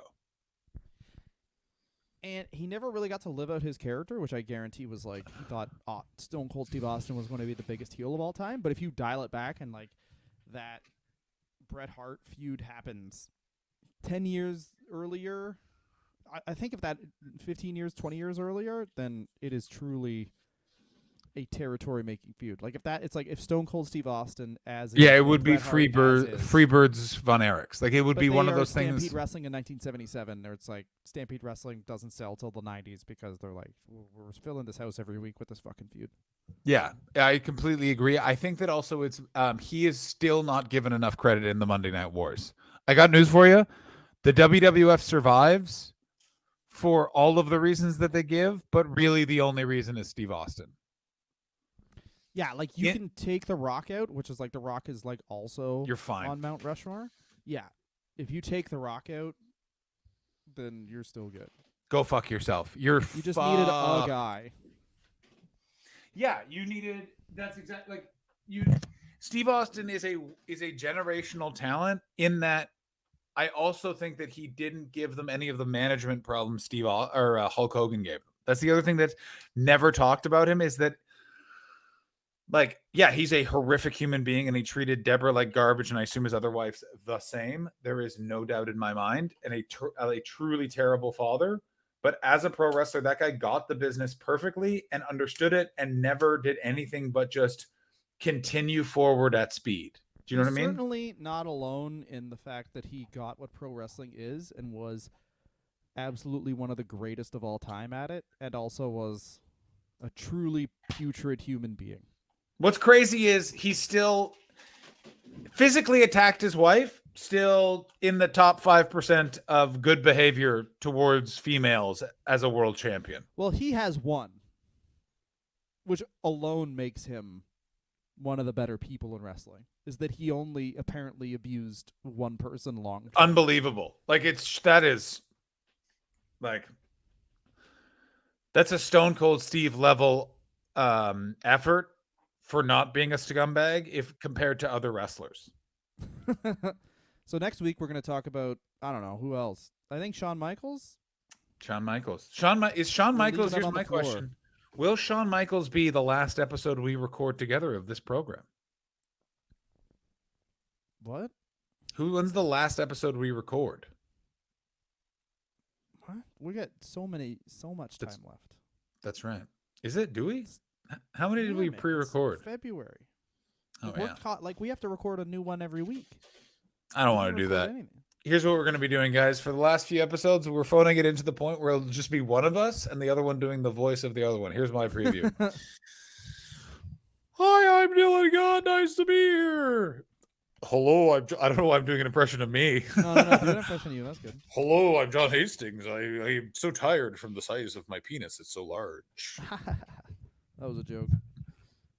It was not a joke. Next week, Shawn Michaels, follow us or unfollow us. I would prefer if you all unfollowed us.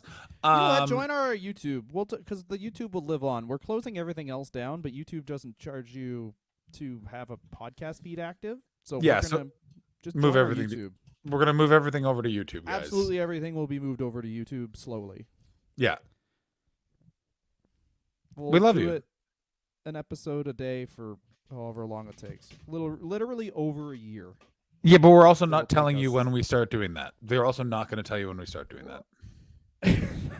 Yeah, so just subscribe and we're Just subscribe. Just fucking, how about you do us a fucking favor and subscribe? All of you wanted us to keep going. Well, we're not. So subscribe to our YouTube if you want to say thank you, you little fucks. It's Dylan laughing at you. Then we'll get monetized and have to come back and hate it. Yeah, and hate it. Fuck, we gotta do this bullshit again? Fuck. Yeah, fuck y'all, Brett. Oh yeah, subscribe to YouTube because we need, before you monetize, I think we need 1,000 subscribers and we are That's at what's up. 61. So If everyone who listens to hang the on. show every week subscribes Either on YouTube, everyone then signs up to we'll be YouTube monetized. or only 7 or 8 more people sign up to YouTube. That's the other thing. You guys got to Yeah. agree with yourselves. Either 8 more or get us to 1,000. Do not fuck. If we're at 71, I'm gonna be so fucking I'm gonna pissed fucking off. kill myself. We're getting your accounts flagged, and we're bringing it back down to the fun number. Yeah, we're just gonna become Nazis. So then it's you. No, we're not. We are not going to become Nazis because then we'll get so many more viewers. Oh god, yeah. We're gonna be vegans. People hate that. But those also do get a lot of subscribers from the same Do they? Nazis. Yeah. Well, yeah, we'll get trolled by the Nazis, which will then lead to the algorithm being boosted, and we'll be like, it's all love.